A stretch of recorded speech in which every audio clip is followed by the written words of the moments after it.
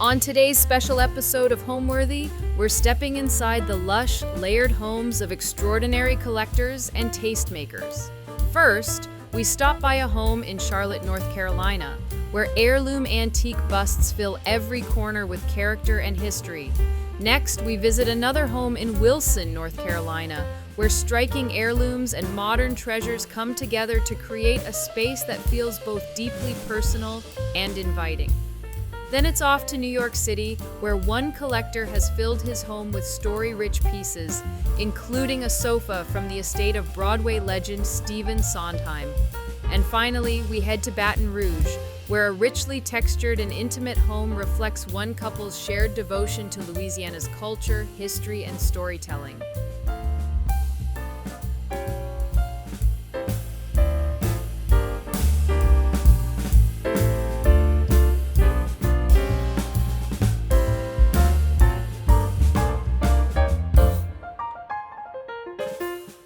Watching Homeworthy, where we believe every home has a story.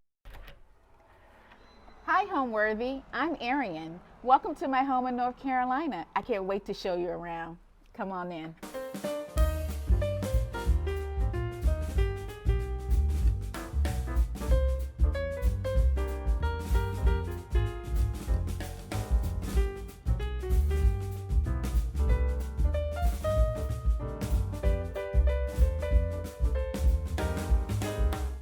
You're watching Homeworthy, where we believe every home has a story. Thank you to Serena and Lily for sponsoring today's episode. Hi, my name is Arian Bethay. I am owner of Dressing Rooms Interior Studio, and you're in my home in Charlotte, North Carolina. We've been living in this house for 16 years. It's a new build, and I live here with my husband and my dog, Minnie.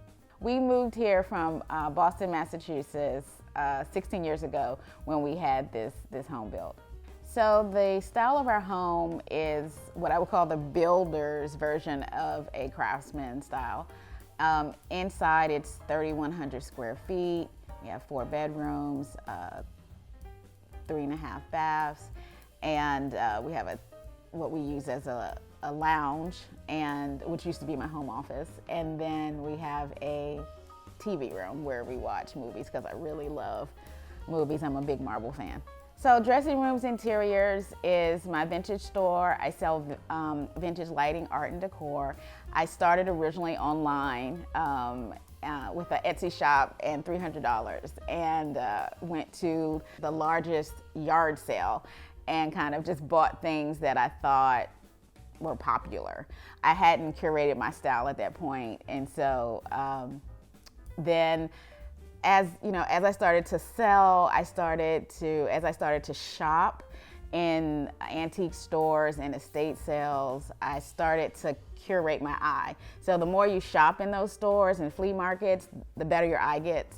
And so I started developing a style. And so I started purchasing pieces that I loved, just in case I had to keep them, if they didn't sell, I can incorporate them into my home. And so over the years, I sold on different sites before opening my own store, and then ultimately actually closed that store last year because I was selling more online. And so now I'm back full circle to back selling online. So it's been a wonderful journey. I've actually added my own line of lampshades, so those are coming out any moment. I'm waiting for the arrival of them, and so I'm really excited about that. So we've decorated the house in not really a style, but it's pieces that I've collected over the years, things that I've inherited from my grandmother and my mother, and so it's really a mix of vintage and new. Welcome to my entryway. One of the first pieces you'll notice in my entryway is this vintage hutch. It hides, or shall I say displays, my magazine collection. I love magazines. They give me tons of inspiration, and I have some vintage ones in here from the 1960s, and I also have some current ones. I would love to say that they're in order of date, but some are and some aren't. Also peppered in here are pieces I inherited from my grandmother and my mom that I really didn't have space for, so it makes a great display for those pieces as well. This piece used to live in my office, but now it lives here, and so I do actually use these magazines. I pull them out, I sit in my office, and I go through them. One of the things that I do learn every time I do that exercise is that nothing is new, right? Everything has been done before, and it's just good to see how people used to do it back in the 60s and the 70s. In front of the hutch, I have this Maitland Smith mirror. It's a vintage piece. There's a lot of like square lines going on here. I have this mirror above that's also square, and so this round element breaks up all the square elements going on here. So right when you come into my entryway is this tiger rug. It's actually had it custom sized for the space, and it's commercial grade, so doesn't matter what gets spilled on here. I've actually spilled paint on here, and it comes up really easily. So it also brings in all of like the animal motifs that I have going on in my home, and actually, I kind of dress sort of like I design. Because of my time in New England, living in Boston, I love molding. So we have great picture molding. That was one of the things I added to the home was crown molding. We have double crown, and we also have picture molding below and throughout the space. So I love heavy moldings. I love color, particularly red, but this is a orangey red. It's called Salsa by Benjamin Moore, and I actually found it on a advertising kind of card for Benjamin Moore, and I wanted to use it in my space. And you'll see this color in another room that I used it in, and so I thought it'd be fun to pull this color from, it's in my powder room, it's also in the painting over my fireplace, and it's in draperies, and it's in art. So I've used this as kind of like a pull through in all of my spaces, and so I have this door painted and also my garage door painted the same color. So behind the door, I have a gong. It's a vintage gong that I hung back here. It's just a fun element. I mean, you can announce somebody's coming and hit the gong, but it's just a fun element that I thought would be appropriate behind the door. So we have a small entryway here, and so I have been able to use color and pattern to kind of give you a sense of what you're going to expect as you move through our home. So we have these drapery panels that were actually, I used those in a show house that I did, and they happened to actually work in the home. So that wasn't intentional. I just kind of love this colorway, and so I was able to use those here. And then these chairs are a part of some chairs that are in my home office, and so I was able to bring the pattern from the drapery again in the chairs and kind of give this space a punch, so to speak. Also in the entryway, there's not a lot of storage in the house, so I collect brass planters, and so I use the top of the hutch as a display for those. And so I use these. So I pull them down. I put ferns in them. I put different, flowering plants in them. I have a couple of vases that I use. So I use them, I put them back. So this is kind of working storage. I love using color and pattern in my home, and actually that's the first thing I selected when designing the home is the paint colors. So I wanted to figure out how the house would feel, and so that's kind of where I start with all my design projects, is how do I want to feel in the space. And so the first thing I always select is the paint color, and then I build from there. It's been a really slow process of designing the home. I don't kind of just pull out a magazine or a Pinterest board or anything and just kind of start plugging things in. I like to discover things and find things that work, find pieces that I love, find things when I'm traveling. So it's been literally 16 years of designing the home. So I would consider myself a soulful maximalist. I'm a really ruthless editor.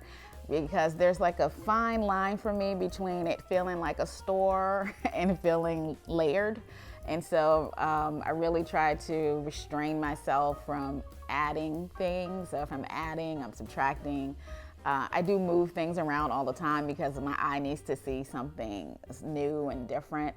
I love fresh flowers, so there's always fresh flowers in the house. But yeah, I would say I am a maximalist. I love the layers of color and pattern and texture. And so, yes.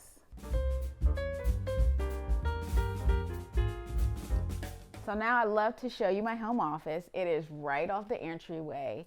Let's take a look. The first thing you'll notice is color, right? I told you I love color. And so the first thing I picked in here was the wall color. And it's Frambrose by Sharon Williams. I use all brands of paint. If I love the color, I will use the paint. And so what I wanted to do here is create an office that didn't really feel like an office. And so I wanted to be surrounded by inspiration, be surrounded by art. And so I have a shield here, which I jokingly call myself a huntress because I'm always on the hunt for vintage finds. And so that's here.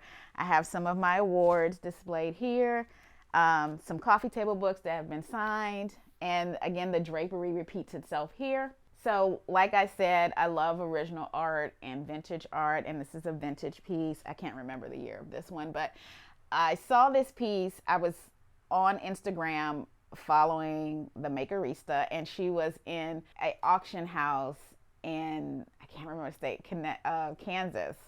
And she was doing kind of like a tour of what was going to be in the auction. And so this piece, not this very piece, but let's just say this piece showed up, and I was like, oh my God, because like I said, I was planning this space and I needed art, and I know I wanted a big piece that was going to go across these moldings, and I didn't know what it was going to be, and I wanted it to find me. I like things to find me. And so I saw that piece and I was like, oh my gosh, that would be perfect. I didn't know what I was going to put here, and I love the tension of the black and white against all these other patterns. Plus I love animals. And so fast forward, the auction happened. I totally forgot about the date because she was doing a preview. And maybe 3 weeks later, this piece showed up in a consignment shop here in Charlotte. And it was not the same. I actually I was interviewed by the Kansas City auction house. And they asked me, they were like, did you get that piece from us? And I said, no, it actually showed up here in Charlotte. So it's kind of serendipitous. I was supposed to have it. I was supposed to see it, and I was supposed to have it. So that's the story of that piece. So this space was originally supposed to be my dining room, but I needed a home office. And I've always imagined a banquette here. And so this banquette from Ballard Design was the perfect scale for this area. And I paired it with, this is my grandmother's table. And I had it, I didn't know what I was going to do with it. I had it in storage for about a year. It was in bad condition.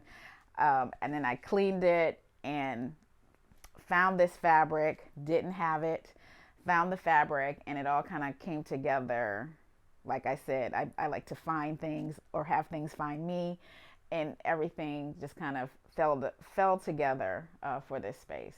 So when I closed my shop, I had to incorporate some of the things from my shop office into my home office. And so one of the things is this bulletin board, which I keep all thank you notes. So if you ever sent me a thank you note, it is here. I love them. I appreciate them. And so most of these are thank yous or congratulations or some sorts. And I have it mixed in with some inspiration pieces as well. So the favorite thing about my home, well, I'll say my favorite room is my home office. So my home office was actually a gift to myself. It's the only room that I actually planned for. So all the other spaces in the house kind of organically came together. This room I actually picked out paint color. This is the, banquette I'm using. This is the fabric. So it was actually a planned space, and I do love it.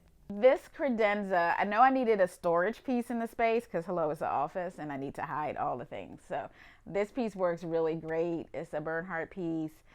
It's raffia. I love the color because it actually picks up the color of the banquette, and the chrome picks up the chrome from my grandmother's table, so it hides all matter of sins. And these are my grandmother's lamps. I was able to salvage those as well, and I had these custom shades made for them as well. The fabric I just found, like, it was a scrap piece of fabric. I didn't know what I was going to do with the fabric, but I found it and I love it. And so it worked it just happened to work in the space.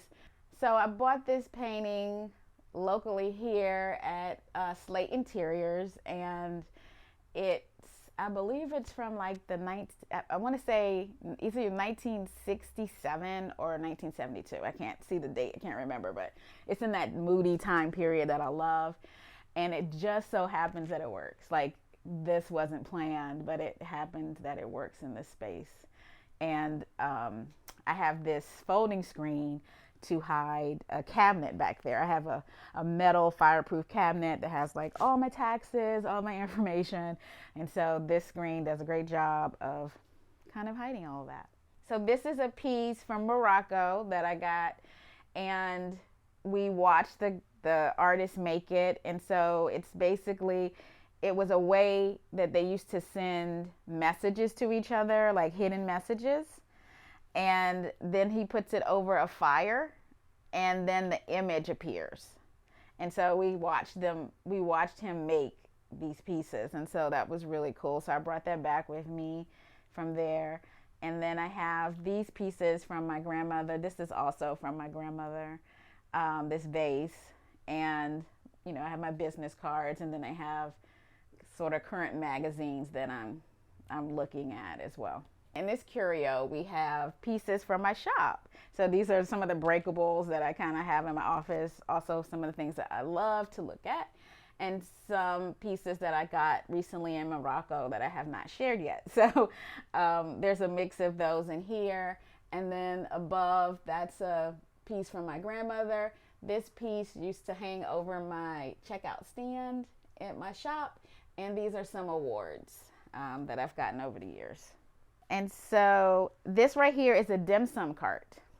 And I always thought it would be fun. I always imagine it as a office caddy, which is what I'm using it for. So here I was like, oh, you can put envelopes here, you know, pens and, you know, staplers here, and then office supplies here, and it had a drawer for paper. And it's also portable, so you can move it around. So I really love this as kind of a modern office caddy.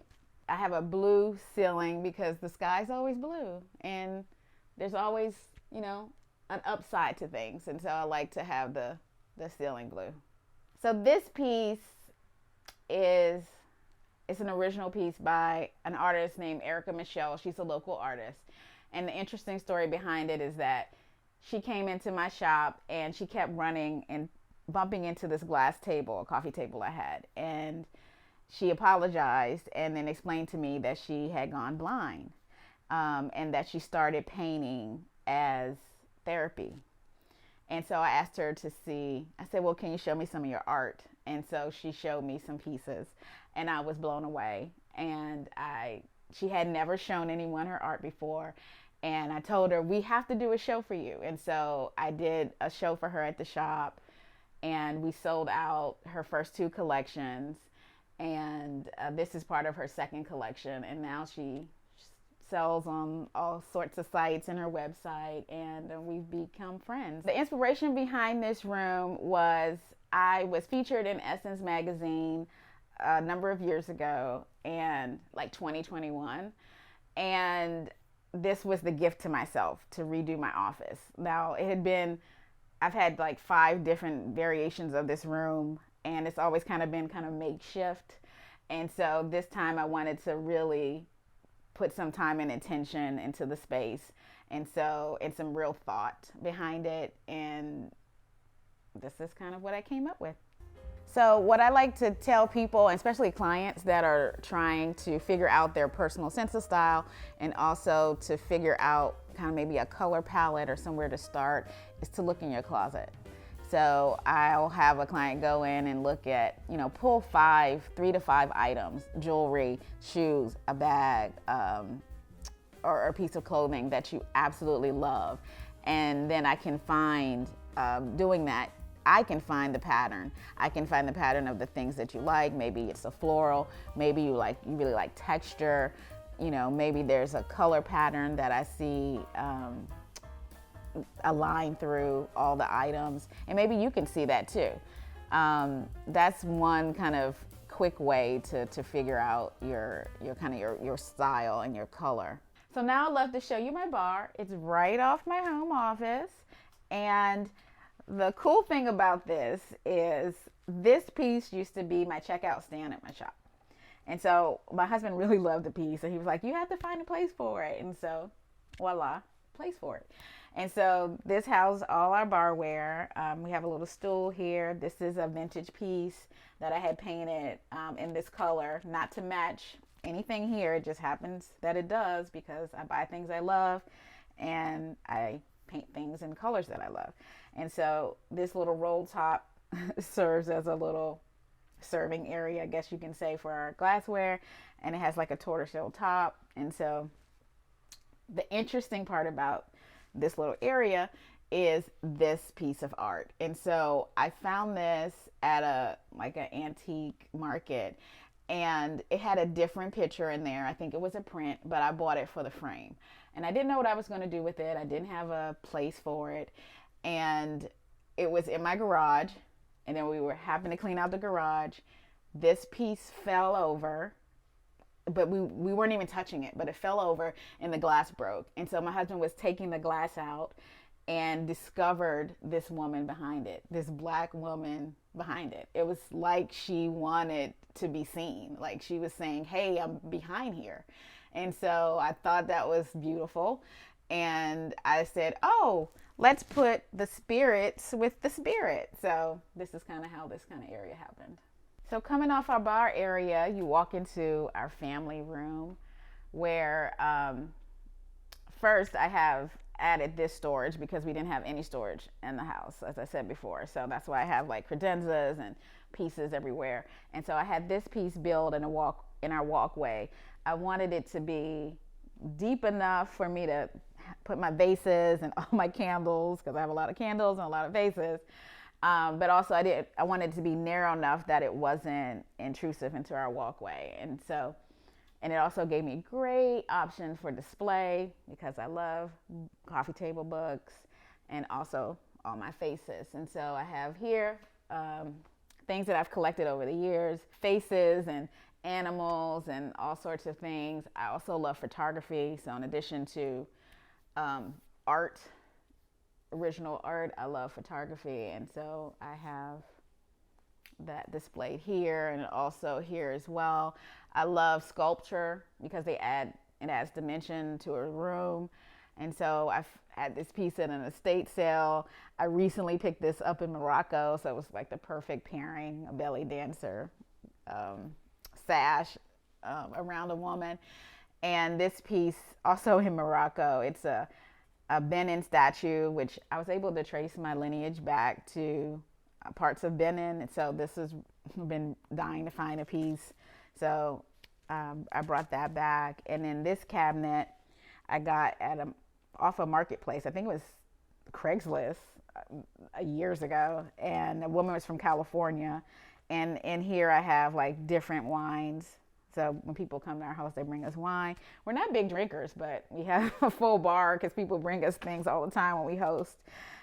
So back here is all of kind of our wine collection. So I love flowers, always have fresh flowers in the house. I worked at a florist when I was in high school. And so I saw this piece and thought it would be great here over this entry. And then I love juju hats, and so I had this one custom colored, and so it's from Cameroon, and it's a tribal headdress. And I also have another one over our TV. So this piece is from my mom, so I remember this one. This is from an antique market this one as well, and also this one. So there's a lot of mixture of like African and Asian themes throughout the house, and I inherited that from my mom. She had a lot of Asian and African influences in our home, and so I apparently picked that up as well. I'm a collector of busts and faces, but you'll also see a lot of animal motifs around the house. So there's elephants and there's tigers and there's zebras all throughout the house. So I don't know where that came from. There's actually dogs as well. I love animals as well. So I love them and the patterns, and I love their faces and expressions. So those are also displayed throughout my house. So coming into the living room, this is where we relax. We watch TV, watch movies. I'm a news junkie and also Marvel. There's always an element of surprise in a space. I love to ask, like, why this thing?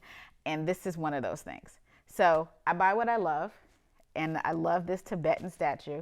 Had no clue what I was gonna do with it. Zero, but I had it strapped in the car like a person, and I brought it home, and I tried it in a bunch of different places, and it didn't work. And then I remembered I had these pedestals, and I put it here.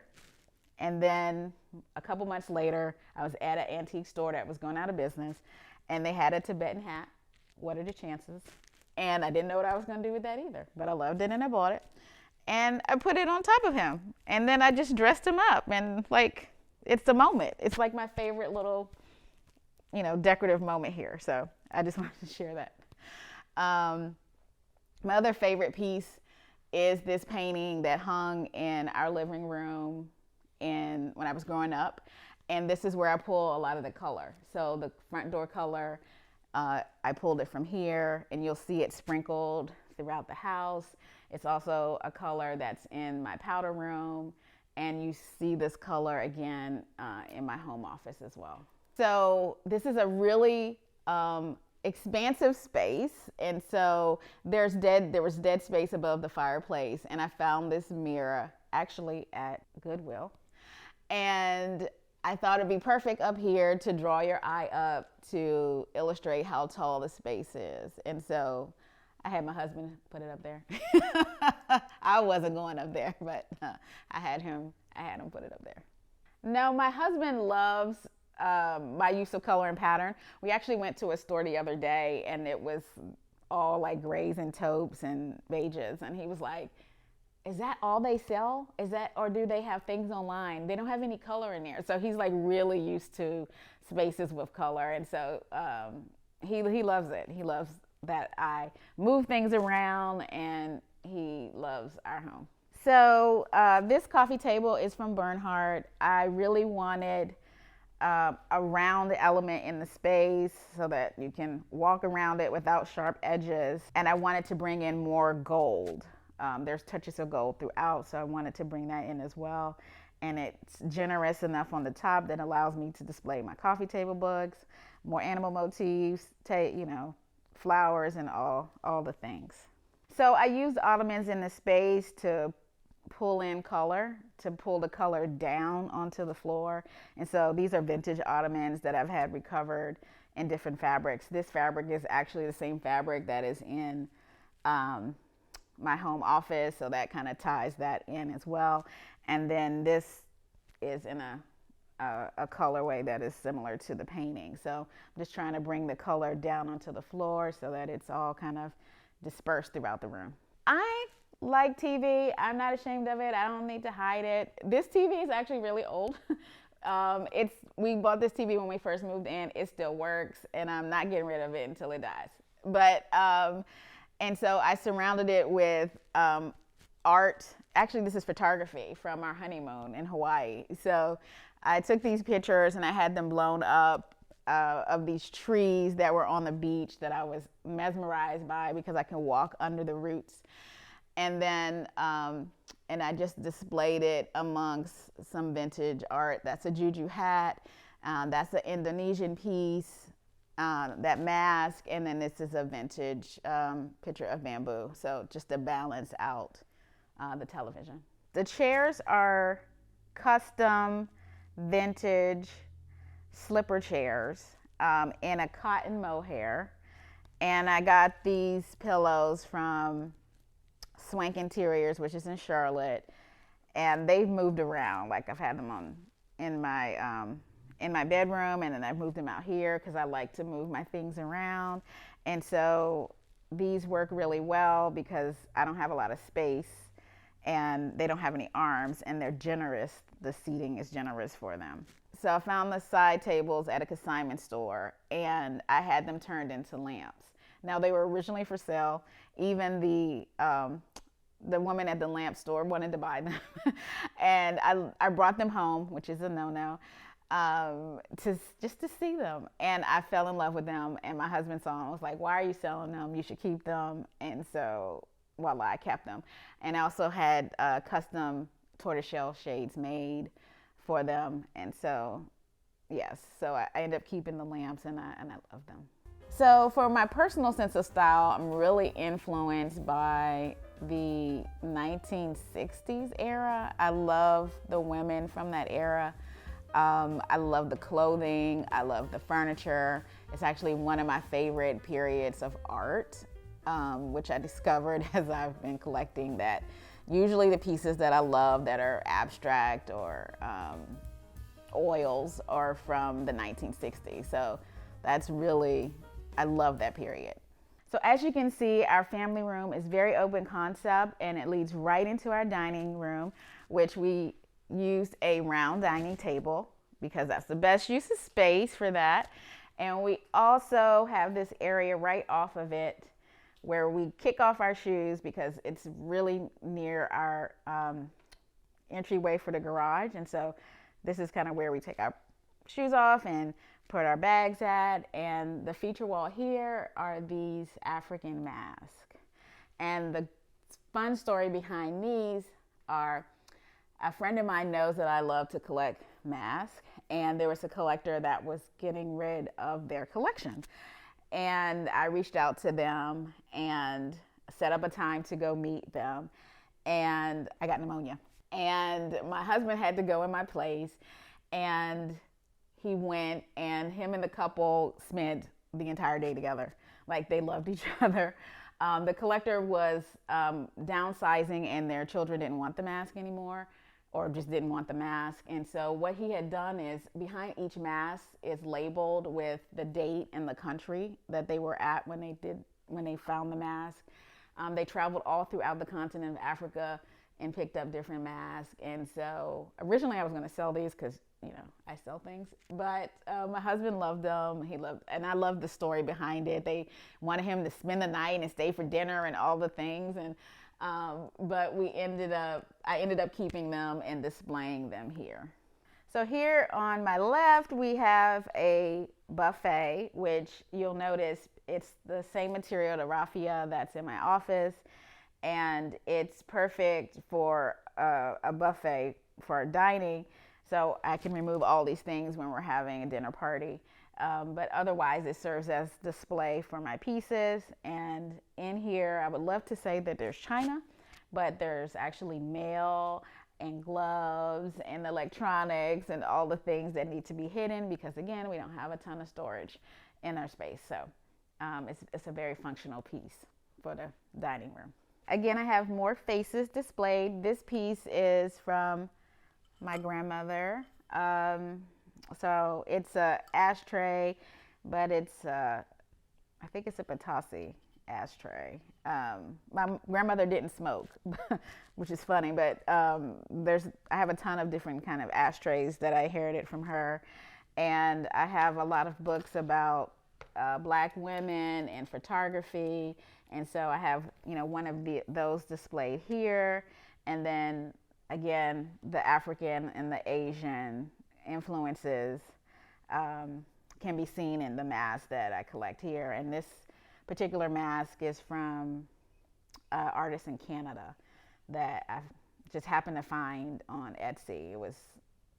I was looking for something else and came across this artist, and so ended up purchasing a piece from him.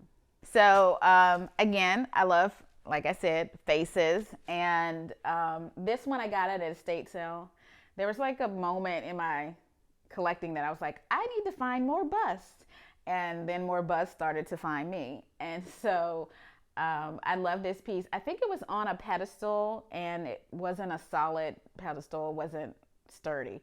So I just took it off and I just kind of laid her here. And this is where she's been for a number of years, because I've moved her around, but I just really just love the simplicity of her just being right here. I am not the table setter host, okay? I don't do these elaborate tables. I'm more of a buffet. Like, I'll have all of the things out for you and you kind of serve yourself. I am not, although I appreciate a well decorated table, that is not that is not my forte.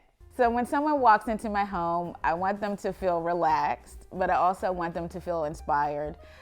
They should also see there's a lot to look at. So there's a lot of travel that we've done over the years. And so there's a lot of pieces from our travel, from collections, coffee table books and things. So they'll really get to know what we're interested in, because I purchased the types of books that, art and decor, photography. I really love photography. So you'll see photography around the house. We have a lot of original art, which is vintage art. Some I inherited from my mom, some I purchased on my own. And so they should feel that it's a very personal space. So now we're gonna head into the kitchen. The kitchen didn't originally look like this. We had it redone about a couple of years ago, I think in 2022, 2021. It was maple cabinets. I had them painted in this black color. I had new backsplash attic, countertops, and faucet and sink. And so it had a little bit of a facelift and new lighting as well. What I added to the kitchen that I kind of love is I added photos of my mom and my uncle and my great grandfather. So, because I really love to cook, and so I feel like they're cooking with me. I don't have a lot of other photos of family displayed around the home, but I kind of concentrated them here so that they're with me when I'm in the kitchen and I'm cooking and using their recipes. And so that's kind of a special point for me in the kitchen. So above the stove, I added a little piece of art. I love like unexpected places where you find art. And so I added this piece. It was actually in my office in my shop, and it's protected by glass. So if anything spills or anything, from this cooking pops on it, it's just fine. This used to be closed storage, and then we added the glass for display.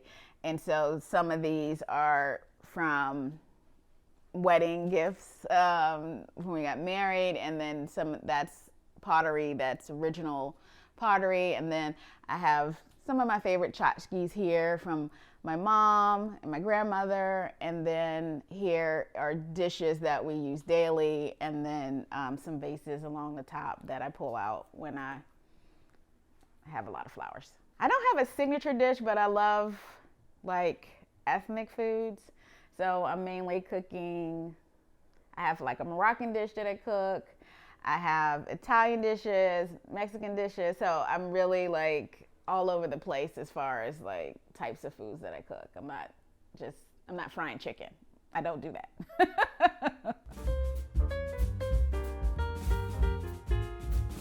So right off of the kitchen, we have our powder room, which I decided to infuse with color. It's my little jewel box.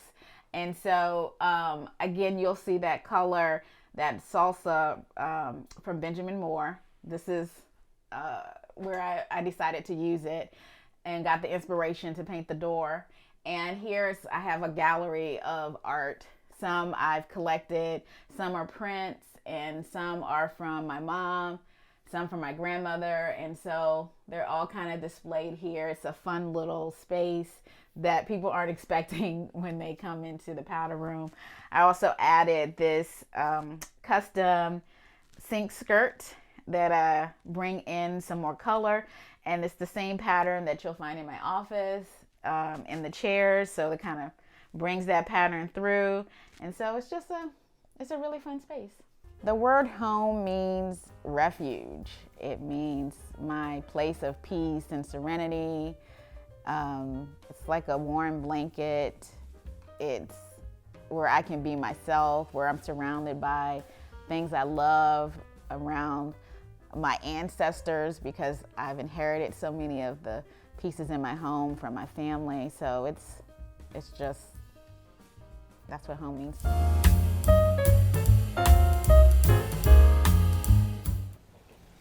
Hi, Homeworthy. My name is Gray Joyner. Welcome to my home in North Carolina.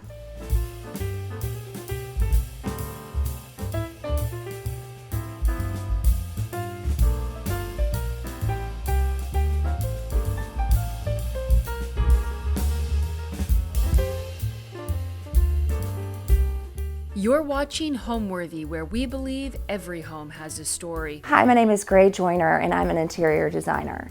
So our home is about 45 miles east of Raleigh in Wilson, North Carolina. I would say this home is very traditional with a little bit of a twist of modern, which I love, and very colorful. I grew up on a farm, actually, and my dad's a veterinarian, so we always had animals and things like that. Growing up, I'd always passed by this house being in the middle of town, and always thought how neat it was because it sat in a large amount of land. It was kind of tucked away.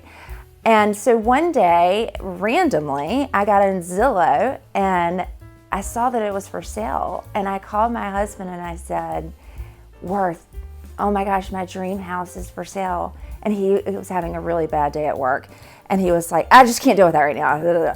And then he ended up, at the end of the day, he was like, okay, I guess I gotta look at this house. We both instantaneously fell more in love with it. Growing up, you know, when you're little, you would say, oh, my favorite house is.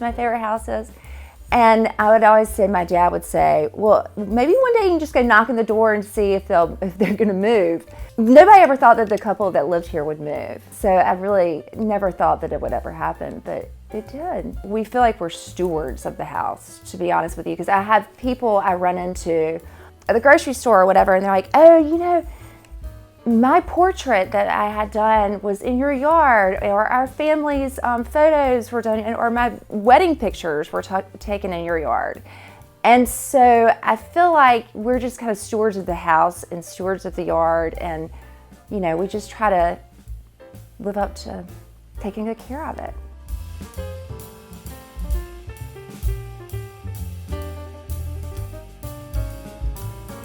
Welcome to my foyer. The fun thing is, if you walk in here, you'll see there are two doors. Now, when you're standing here, you're like, which one's the front? And that's always been kind of the topic of conversation, because my husband will say, well, I'm going to the front door. And I'm like, well, which front? This house was actually, when it was built, it was in farmland. So when we purchased the house, I did not know what the front looked like. So we drove, I always thought that it was this side, because that faces the road. When we drove up here, I was like, this looks like a front of a house. So it's always kind of been a little bit of a topic of conversation. So you can come in. In our foyer, this is a very special piece to me. It was actually my parents gifted it to us. My parents' house burned about 25 years ago. And a lot of the pieces they were able to restore, but not a ton. And in their new home, they didn't have a use for this. So they gifted it to us, and it's just very sentimental to me, because a lot of the things in our house, they're more of my husband's family things, and because of our house being no longer here. So anyway, that's very special to me. So, and then this table, my mom and I have always love to go looking and antiquing, and I knew I needed a demi-lune here, and she found one and gifted it to us for Christmas one year, so that was very special to me. Then when you look at this lamp, I love, this is a new purchase. This is a Serge Roche designer who is a French designer, inspired lamp, and it's like a plaster. The cool thing about it is a lot of people would think, hey, that's going to go to beach house or something like that. And that's the reason I wanted it to go here, to give that unexpected look. And so it works great here. Then another thing you'll notice throughout my house, I have a second love, and that is flower arranging. I just feel like it brings life into a room. There's never a time where you're not going to come into my house and you're not going to see flower arrangements. So this is not rare at all. My friends actually come over and, love to see what I've done. But so these little vases, I started collecting a few years ago. I love the colors, the opaline, the pink opaline, the turquoise opaline. And again, those are some of my signature colors. So you'll see a few of those around and about. And then I have my husband's namesake, his grandfather, his portrait in here, who is also my son's namesake. I, as you also will see throughout my home, love portraits. I don't know if it's like the southern part of me, but I just love an old portrait especially because I feel like it tells the story and the importance of family and things like that. I hate seeing when people discard portraits just because they're very meaningful. And now we're going to head on over into the game room.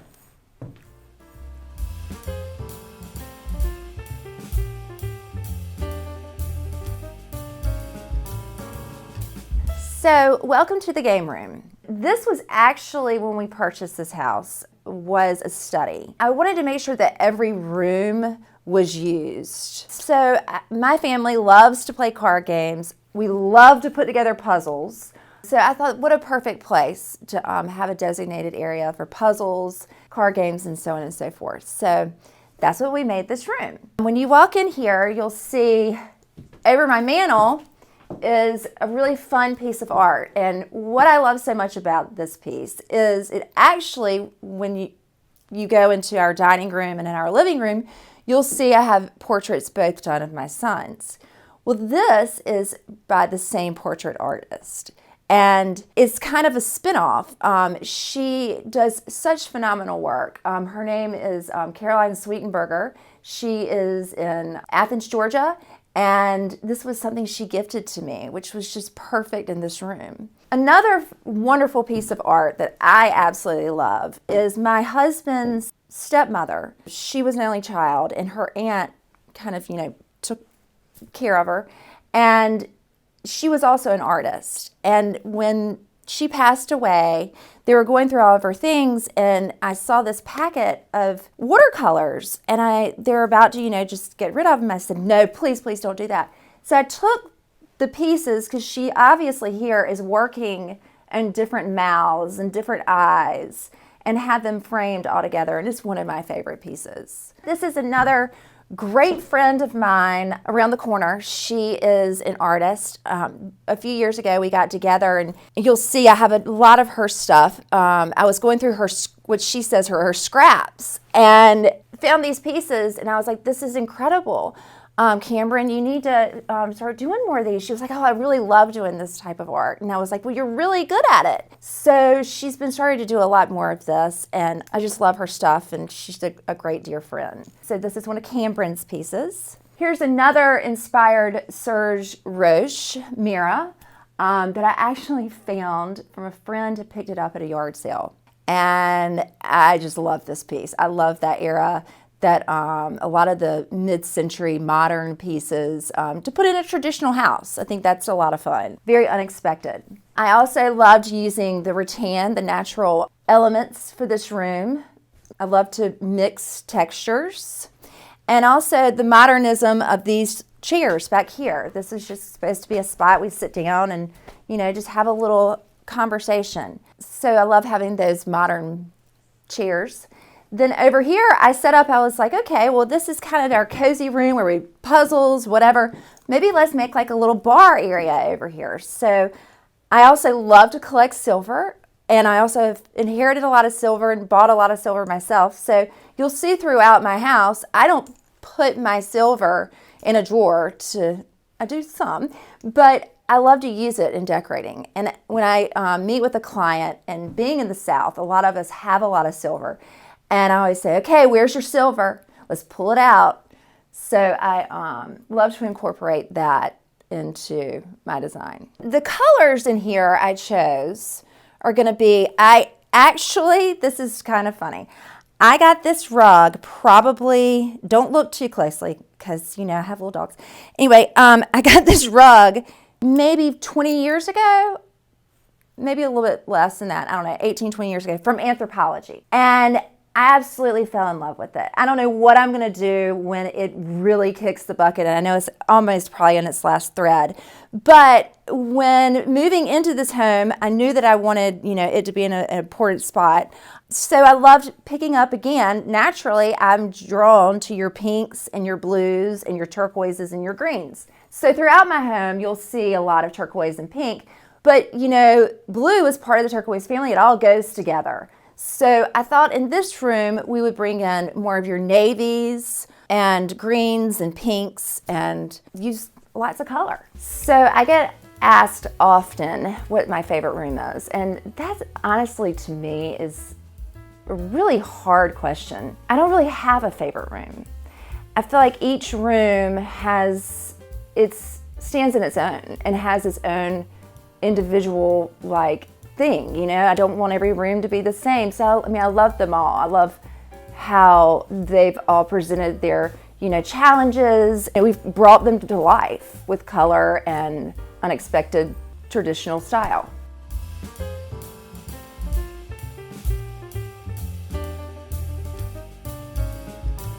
Okay, now welcome into the dining room. So in here, this is kind of a funny story. The table and chairs were gifted to us by my husband's father, and I painted them turquoise. And he came over for dinner, and he went, "What did you do to my chairs?" But now he absolutely loves them. So I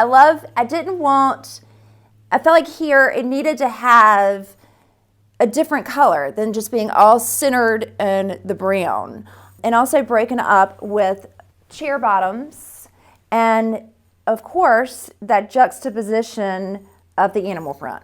Like I said earlier, I love silver. This was a piece that was passed down to me from my husband's stepmother. She had a wonderful collection of silver, and I just love bringing out her pieces because she meant so much to me and using them. And this is an epergne, which is customarily made for flower arranging. So it's probably one of my favorite silver pieces. Okay, and then again, you'll come through and you'll see, this is one of Caroline Sweetenberger's. This is my youngest child, his portrait that she did. I love her use of the colors. It doesn't overpower the room. It just all kind of goes together, and they're sweet, innocent. They're still sweet and innocent. So then another one of my collections, and silver collections, is going to be the trumpet vases. I love doing that, and I love even setting them out on the dining room table, going down when we have dinner and things like that, and then just use them in different rooms. Silver trumpet vases can go in for years in many different areas. Another piece that was given to us from my parents after we got married was this linen press. And I have used this linen press in a few houses in different ways. But in this house in particular, I needed a place to store silver. So we have taken it, and I have some of my silver, but my crystal, but then my silver under here. So in this piece, oh my gosh, this I just bought maybe last year from an auction, and it's so neat because I love how it has the blue in it, and you can use it for butter, and we've also used it for caviar. All the different salt and pepper shakers, so when they sit down, everybody gets their own salt and pepper shaker. And then all in these drawers and everything. Bring out your silver. What I love about it is Silver is something that you buy and you know it's special, and or if it's given passed down to you, and when you take it, people are like, "Well, I hate polishing it," but I find it kind of really rewarding, and it also helps to remember the instance when you received a certain piece and how you got it and all that kind of stuff. So I think it's a lot of fun, and I'll spread it all out and try to get it all done.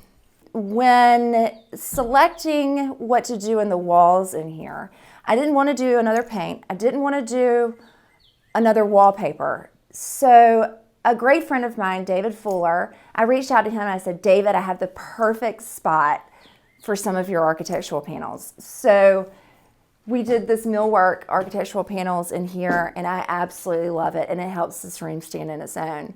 Not only that, we also lacquered the ceiling like a very soft pink, which is unexpected.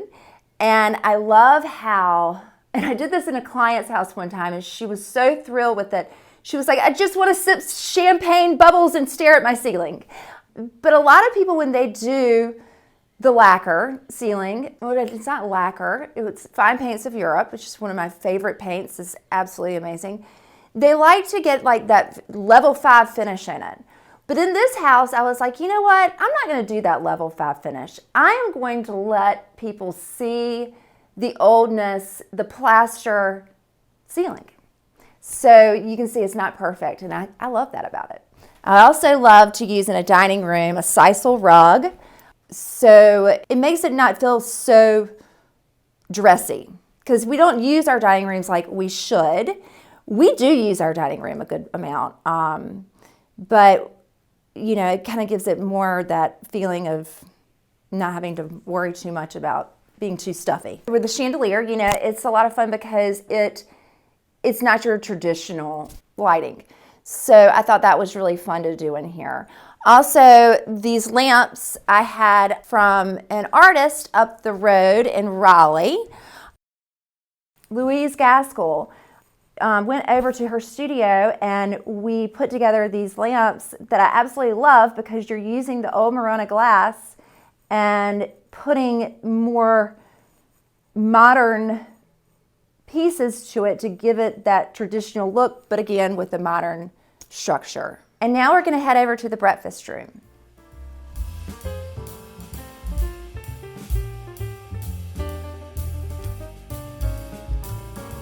Now welcome to our breakfast room. So this is where my family, my husband and I and our sons sit down and have dinner, breakfast, whatever have you.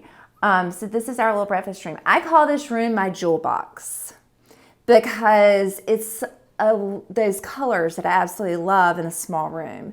And I feel like in a jewel box, you just turn your eye and you see all these different things, and it just kind of makes you feel, I don't know, who doesn't love jewelry? I have always loved this Manuel Canava fabric, and so I loved how it worked with the bamboo and brought in those rich tones.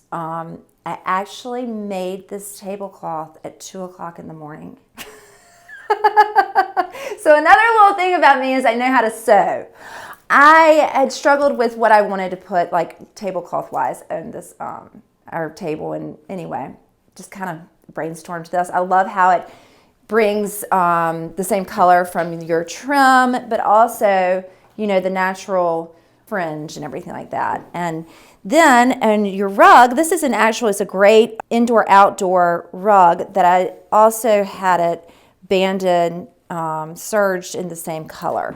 And then this fun lamp, because I feel like it looks like a piece of jewelry. You know what I mean? It's just, or not lamp, chandelier. It's a fun chandelier. I feel like it looks like a piece of jewelry in my jewelry box. Then we have our bar over here, and you can see some more of my collections, which, you know, I love this fit and wear. I love, of course, all the different colors. So I started collecting that. I also love and have collected these Carlo Moretti glasses, and actually have purchased them for various projects. I think, you know, glassware is another way to add color. So just a few of my little collections over here.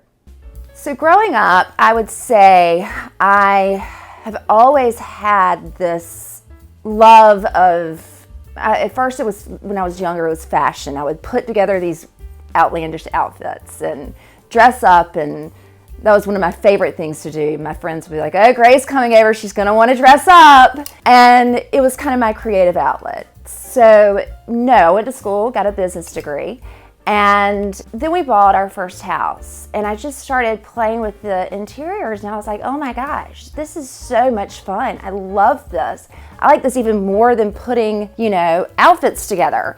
And then people just started noticing and asking me to help. And I'll be like, I would go into or they would come over and they're like, oh my gosh, this looks so good. Will you come do this at my house? And I'm like, I just never really realized that it was a gift that I had. And I always kind of thought it was just kind of something everybody could do. And I realized that it's not. It is a God-given gift. And I just love being able to express myself through my own traditional but very funky ways.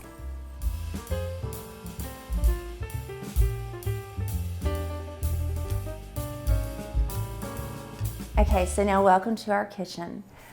This kitchen has not been changed hardly at all. Maybe some colors and so on and so forth, countertops, that sort of thing, and hardware. But one of the things that I loved about this kitchen was the backsplash. I think a lot of people probably would have torn it out, but I loved it because this was something, we're the fourth owners. This house will have its 100-year anniversary next year. It was built in 1926.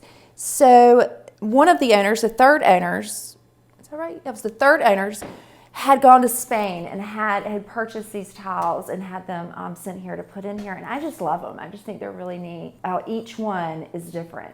So embracing that, I still went with the green countertop. I did the seamlet or the sink out of the same material, but did the island out of something different, just to give it its own moment. Then I also love to use an oriental rug between a sink and an island, and a darker one, ones that have, won't show if something spills in it as badly. It gives it character. So I went with this rug, and I absolutely love it. Again, it's my colors, and it's just great. Hey, you know what? Another thing is this pink, and there's not a lot of pink in this fabric, but you know what? They all marry. Don't be afraid to put colors together. They work. Then when we purchased this home, this little bench was here. It didn't have a seat cover or whatever, but this is probably the most used seat in my house. People come in, they sit here. The dogs absolutely love sitting here and watching me. But this is absolutely the most fought over seat in the house. Then I loved to use these chairs. I thought that these bar stools or counter stools, again, gave that modern feel in this very traditional kitchen with the traditional lantern over the island and everything like that. But this just gave it that juxtaposition, that unexpected feel. Okay, so now we're going to head over to the Breezeway.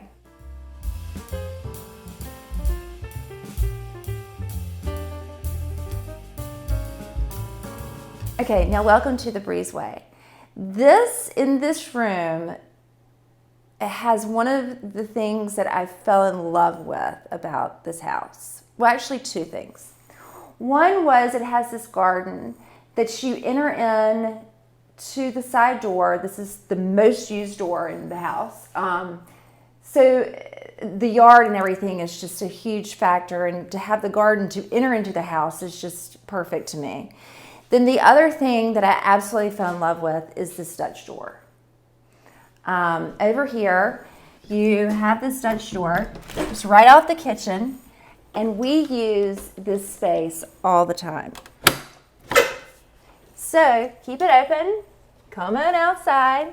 And there have been so many birthdays, kids doing projects. There's paint all over this table. Mother's Days, tons of times spent on this table outside and in our front yard. Or is it the back? So then coming back into the breezeway, you know, this is where everybody hangs their stuff when they come in. I love having this etagere. I put some of my gardening stuff in there, the dog stuff. Another artist that I absolutely love, an artist out of Cape Town that does these amazing shells that I put over the doors to accent the doors. This is another one of my friend who's up the road. One of her pieces I found in her scrap box. I absolutely fell in love with. I just think it's just happy. It's the flowers.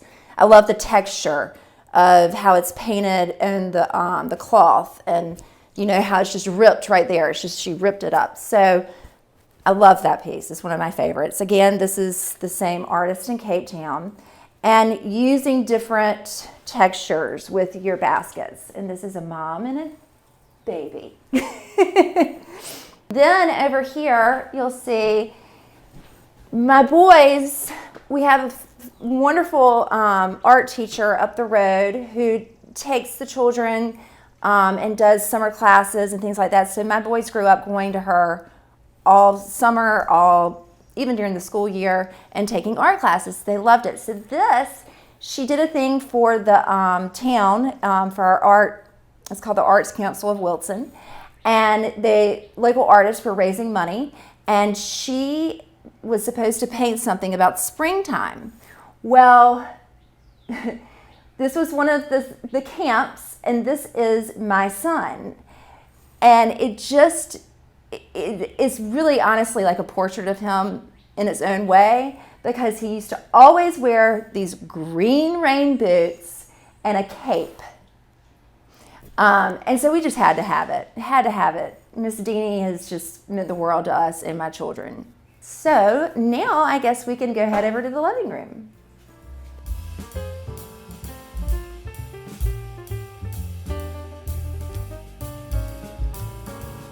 Okay, now welcome to my living room. There's so many things in here. This was, the people that we purchased a house from were a lawyer and a doctor, and this was their library. They had a tremendous collection of books. It was so funny, to the point that they both promised each other they would not bring another book into the house, and they told me they started like hiding it. But when we moved in, they had all these amazing bookshelves. And I mean, I do have some collections, but there are a lot of bookshelves in this house. And they were giving away books. And they said, well, you know, we've got some amazing antique books that we would love to let you have, and to just stay in the bookshelves. So with that being said, I really wanted to bring this room unexpected, and my husband would say this was very unexpected, life in here. So I painted the bookcase turquoise. Again, my favorite color.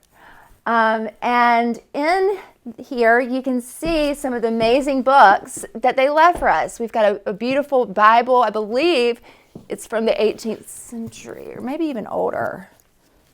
And I won't be able to see because I don't have my glasses in. But beautiful Bible, dictionary. I mean, so many amazing old books that they left here for us to have and enjoy. One of the other things that they told us about this house is it's living, and it definitely is, because things definitely move.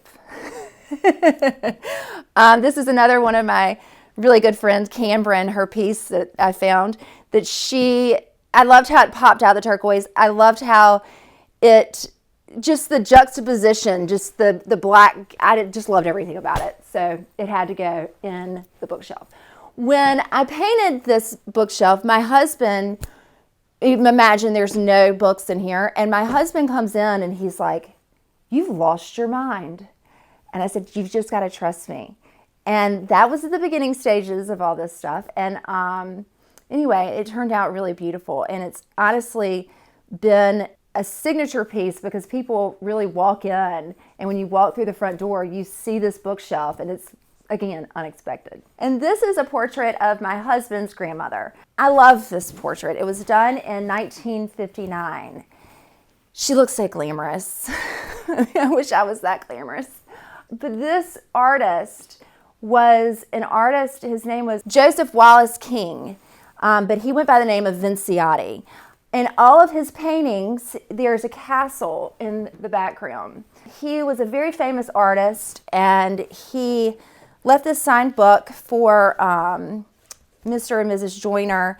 And in the book, you can see where he actually did a portrait of the Queen. So then again, coming over here, I absolutely love a book of pictures. You know, I'm not a big reader. I wish I was. But all these amazing interior designers and how they've used color and their different works, I just could sit here all day and look through it. So then this piece, y'all, I absolutely love. I just purchased it. It is actual vases. I just loved how it was silver. It was different. It's obviously handmade. It's just a really fun, cool piece of art. I mean, you could probably even put little flowers in there. So yeah, I'm really in love with that. And I, put it over my grandmother's silver tray. Another thing that you're going to see in this room, I dealt with forever trying to figure out what to put on either side of the fireplace.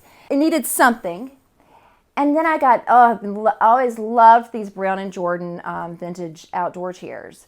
Well, I got them for outdoors, and I said, oh my gosh, I wonder what they look like inside. And they're amazing. The fact that, again, is that unexpected. The shell, here in a traditional home, and that they're metal. So it's the different textures and everything. So to be honest with you, nothing is in design, it's what you like. It's what you gravitate towards, in my opinion. Not everything has to be from the same century. Not everything, in my opinion, that creates interest. So I love that interest factor there. Then if you move over here, you'll see this is my husband's grandmother's secretary, the lady in the portrait. So I thought it would be really perfect to have it in this room so she could look over it. And here again, many collections with the silver and things. This is actually a really fun story, and something that's dear to me that I've found in this field is how us artists really connect with each other and promote each other. And I had this sweet girl on Instagram, Floyd Art Gallery, reached out to me she said, I just love your work. Is there any way I could send you a piece of mine? And I was like, I would be absolutely flattered. Well, this piece is so great here because, again, it's a modern piece of art and a very traditional secretary. And if you come in really closely, you can see all the different colors and textures of the art and how great that is. And again, this is another one of Caroline Sweetenberger's. This is my oldest son, his portrait. So we're surrounded by portraits. Okay, so when we purchased the home, the couple that we purchased it from, they had a house in Blowing Rock, and that was fully furnished. And so they had a lot of pieces that either weren't going to work for them or whatever. And the minute I had seen the house and gone through the house, I fell in love with these chairs. And so we asked them when we purchased the house, can I buy these chairs from you? And they let us buy them from them. So absolutely love them. I love, the Cheetah and the vintage style chair. I think it's great. It's really good looking. If you look over here, you see I believe this is Latin for seek the truth, which was here when we purchased the house. The previous owners had that painted up there, and I just always thought it was just really neat to, always seek the truth. So we're gonna go seek the truth into my office.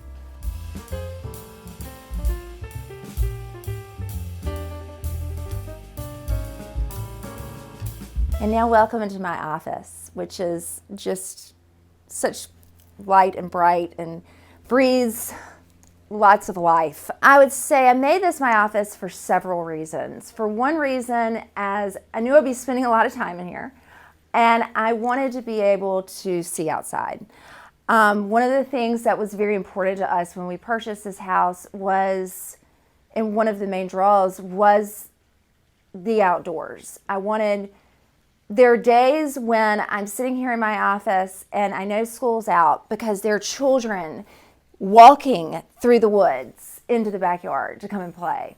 And that just makes me so happy, having the kids outside. When it snows, the neighborhood comes out and goes down the front lawn in sleds because it's on a hill. So that was something that means so much to my family.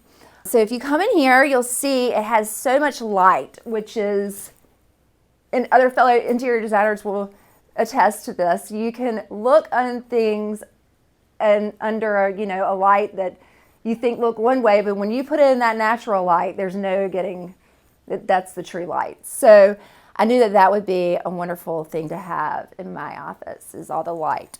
I love that the windows all open. There'll be times when I, open all the windows, and to me, I knew I never wanted to sit behind a desk. I have too much energy. But to be able, one of the times I do have to sit behind a desk, not feeling like I'm closed in, is very important. So this is my office. Then I just had my chairs and sofa recovered. And y'all, this is the greatest story. A great friend who is also an artist up the road, her name is Michelle Robertson. She is an artist and she was doing these beautiful paintings, and then I don't know if you've heard of her, she started this clothing line, House of MBR, and she's making these wonderful caftans. Well, we were talking one day and she was like, I'm kind of thinking about, maybe tapping into the home market. And I was like, can I be your guinea pig? And we had so much fun putting this together, working with a fellow artist, using her amazing pieces, the bright colors and the happy colors. In here you can see we use her rattan or lattice work, and I thought it would be a great idea to take the lemons that are in this lemon soiree, she calls it, and then put it back in here, so then it played again with the sofa, and it all kind of went together. So the happy bright colors are just very important to me. Another really fun thing, and this is another piece by the same artist that reached out to me over Instagram, the Floyd Art Gallery. That's another one of her pieces, which is different from the other one that she did, but I love this one, and I thought it was just perfect in here. I always have an orchid in this bird. I always have an orchid in here, and I just thought that it played really well together. Okay, and so whenever I go to market, I'm really blessed that I live close to High Point because, of course I drive, and I always bring back a carload. Well, in my recent trip, maybe the past couple years, I was in the Antique and Design Center, which is one of my favorites, and I saw in a corner of a booth these, and I fell in love with them, and I said I had to have them. So I went up to the guy and I was like, how much are these? And he told me they were practically nothing. I came home, I was absolutely in love with them. My husband was like, what are you doing with the big brooms? And I said, they're not big brooms. And I just love them. I put them right behind my desk. So when I am doing Zoom calls or whatever, my palms highlight. So anyway, I think that's a lot of fun. Okay, so then another reason that I made this my office was because it has a door out, so my clients could come in and out. Out here, I would say I've spent many a time with reps, clients, and everything, enjoying the outdoors. Because again, the outdoors is very much a part of this house. So if you want to step outside, I want to show y'all our new addition who I want to pinch myself. My parents have a rose garden. I'd always wanted a rose garden. And I have a dear friend and colleague that I work with, Jay Horton, who helped me to make that dream come true. And so if you come on out, he designed this, we had it built, and it's just right outside my window. I get to enjoy the beautiful color, the obelisk, it's just, it really just want to pinch myself. Okay, so a design tip that usually when I go into a home or have a new client, I really like to spend a lot of time to get to know them first. Because a lot of times people don't have stuff. And I like to get to know them and kind of bring out their interest and help them start realizing and build collections of things. I think you need to be able to walk into a room or into a home without the person even being there and feeling like you know them and that you're embraced by them. So I start to try to help my clients build up interest in collections and show that out throughout their home. Now we're gonna head over to the primary bedroom.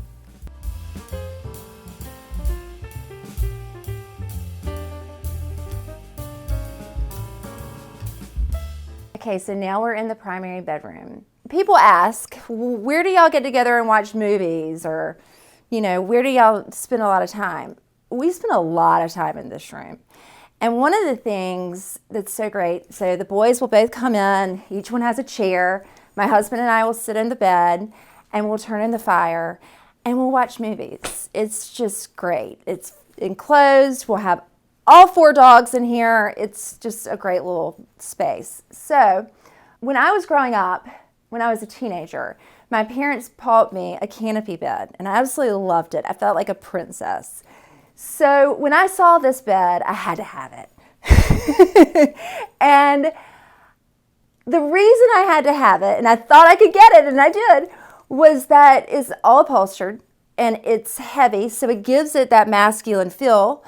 But it also has the scallops up there, which give it that feminine feel. And I just feel like it's just such an important piece in the room, and I absolutely love it. So I purchased this Highland House bed. I love the detail of the Matouk bedspread with the scalloped. Then I had those the pillows with my initials in them, custom made. And this is just I feel like your bedroom needs to be a soft and easy space. It's just, not too much color, but a little bit of color, because I always have to have a room with color. Again, we inherited all these wonderful bookshelves. And in the bookshelves, you'll see a lot of pictures of our family. Here's one actually it's a wedding picture of my mother, who everybody says we look exactly alike. They want to know if it's me. Another thing, I think it's fun to use unexpected things. I have both of my boys' cowboy boots. They lived in these things when they were little. And I just think they're so cute. So I used them in my bookshelf. Why not? I also have been accused by my husband and from clients, but from clients they like this about me, being very detail oriented. My husband's like, oh my gosh, she notices everything. Drives him crazy. But my clients, they hire me for that, and I constantly remind him of that. So I actually took these lampshades and had some Samuel & Sons trim that I put on top of each other and did those on the sconces that are in the bedroom. I am a big believer in layered lighting. I am a big hater, I hate to say this, hate's a strong word, but dislike of can lighting. And where you can get away with it, it's great. But if you look in old homes, you'll see there are no can lights. And you get plenty of light by other ways of lighting and layered lighting. So I think it's very important to use, each space needs to be lit with its own light, but if you can't get a lamp over there, use a sconce. The fireplace, this laid completely bare for probably 6 years. I did not know what to put over the fireplace. I think, and especially in your primary bedroom suite, I wanted it to be soft. I wanted it to be intimate. I wanted it to be special. And when I was at market, I found one of the ladies in the Antique and Design Center. She had a stack of watercolor figuratives. I've always loved a figurative, and I think it's no better place for a figurative in a primary bedroom. And I found this one, and it's just exquisite to me. I believe it probably was where she found them. I'm wondering if it was from a artist who had his classes leftover figurative sketches, because she just had a ton of them. But this one's really special, and I love how we matted it in the linen, and how raw the edges are. So it's just really special, and I'm glad I waited. Make sure you don't always have to fill every space in a home eventually, but hold out for those special pieces. You know when it's right. Also in here I use this rattan table, again, for another texture.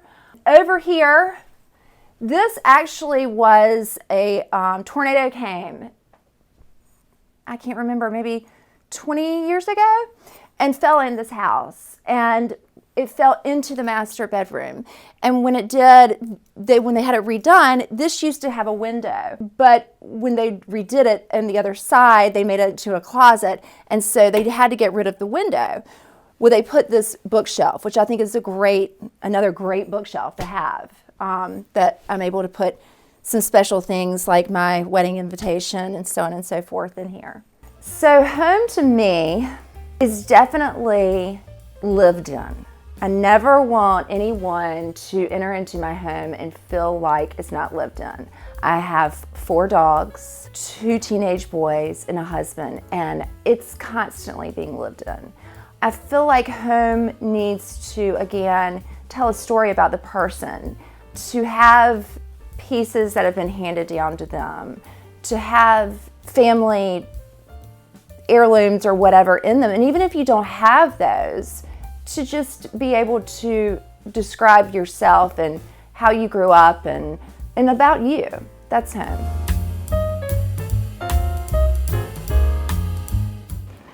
Hi, Homeworthy. I'm Alexander. Welcome to my little apartment here on the Upper West Side. Come on in.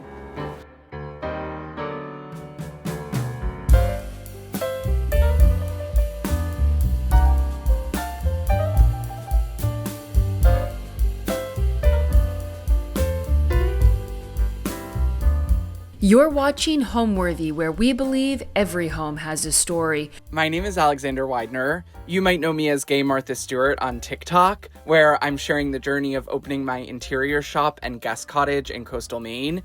But today I want to show you my little apartment here on the Upper West Side in New York. Take you for a walk in Central Park so you can see the beautiful neighborhood that we're so lucky to live in. And if you stick around, I might even show you some of my favorite tips on how to care for your topiaries. When we first moved into this apartment, it was really sort of a blank slate. White walls, ugly boob lights, all of the 1910 character of the building had kind of been lost to the landlord special. And so I knew that I needed to make some design choices to really bring it back to life. So I added in a lot of color, textiles, all of my favorite things, my collections of books and baskets and textiles. And I think, that's what really helped me make it my own. And I spent maybe about 6 months decorating, going up to New England to collect some antique pieces and to bring them back. And I'm really happy with the result. Okay, so we're here in the living room, and the first thing you'll notice is the green paint color, and that was kind of the jumping off point for the space. This is called Green Ground by Farrow & Ball, and it's this perfect, really light, almost sweet green. And, the apartment is right near Central Park, and so I really wanted to bring in some of that green and verdancy that you see out there in the park. I wanted to bring it into the apartment, especially since we face the street. So the green was the jumping off point. And then I wanted to bring in some other natural elements to the room. One of those elements are these 18th century framed prints. These are really beautiful hand-colored prints of birds that I picked up at an amazing estate in Newport, Rhode Island. And I almost think of them as like birds who have, come in from the park and are hanging out on our wall. And underneath it is one of our favorite things in the apartment. This is our sofa, and my husband works in theater, and it was important for me to have him represented in the apartment. And so this sofa is something we picked up from the auction of Stephen Sondheim. And Sondheim, of course, was like an amazing composer who wrote some of our favorite musicals. And this was the cheapest thing at his auction, and so it had to come home with us. But it's a really beautiful sofa, and it has a great story, but it also has really beautiful lines, It's quite comfortable, big down cushions. Obviously, our little dog Broody loves to take a nap here. And so it's just, a great addition to the space. You might have noticed I have a thing for pillows. I spent my career working in textiles and I love fabric and color and print. And so I just can't resist layering on the pillows. It might be a little much, but each of these fabrics speaks to me and makes me happy. And so here they all are, layered on. I've been shopping for antiques since I was a little kid, and my piece of advice when you're shopping is to only buy what you love. If something calls out to you and speaks to you, I think you should bring it home. It doesn't matter, what era it's from or what design style it is. You can kind of, take all of the things that you love and mix them together, and you'll have a space that's really unique to you. And this is another great object. This is a little 18th century Italian side table. It's actually a wooden base with a metal tray on top of it. And then, of course, I couldn't resist a Staffordshire lamp. So everyone loves the rug when they come in, and these aren't new. People have been using these rugs, I think, since the 70s. This one I picked up at an estate sale. It was pretty inexpensive, but you can buy them new online now. And this is another thing that I love, which is just this little needlepoint ottoman. Also came from an estate sale. It was probably $5, but I love the time-worn fabric, and I think there's something really elegant about the shape. Another really great estate sale find is this beautiful Gustavian chair. It's upholstered in one of my favorite fabrics from Brocquenay, and it came this way. Again, I think it was $5, and it's such a special chair. Now, have I ever sat in it? Absolutely not. But I think it's so beautiful, and it adds, this sort of pop of red, and I really love the bright green piping. When living in New York, I think it's important to bring plants into your space. I really love topiaries, so I have a bunch of these myrtle topiaries here. I think they're so charming and beautiful, and especially on an antique wire plant stand. I found this one on Facebook Marketplace. I think, having a collection of plants makes such a beautiful statement. And again, I think when you're decorating a space, it's all about the layers. And so having objects sitting in front of other objects makes your space feel bigger. It also allows you to show off your collections and your favorite things. I love collecting antique portraits, and this is a pretty little, maybe it's 1850s. I think I probably do need to get a new frame for it, but it works in the space. Layering some things in front of it, I think only adds to the charm. Because our apartment faces the street, we are in a 5th floor walk-up, so we have some light, but not a whole lot of light. So I knew that I needed some sort of window treatment here, but I wanted to go, as minimal as possible. So I made these Roman shades from this really pretty Thomas Strawn fabric. And it has this sort of tree motif in these really pretty shades of green. And this is a Central Park reference.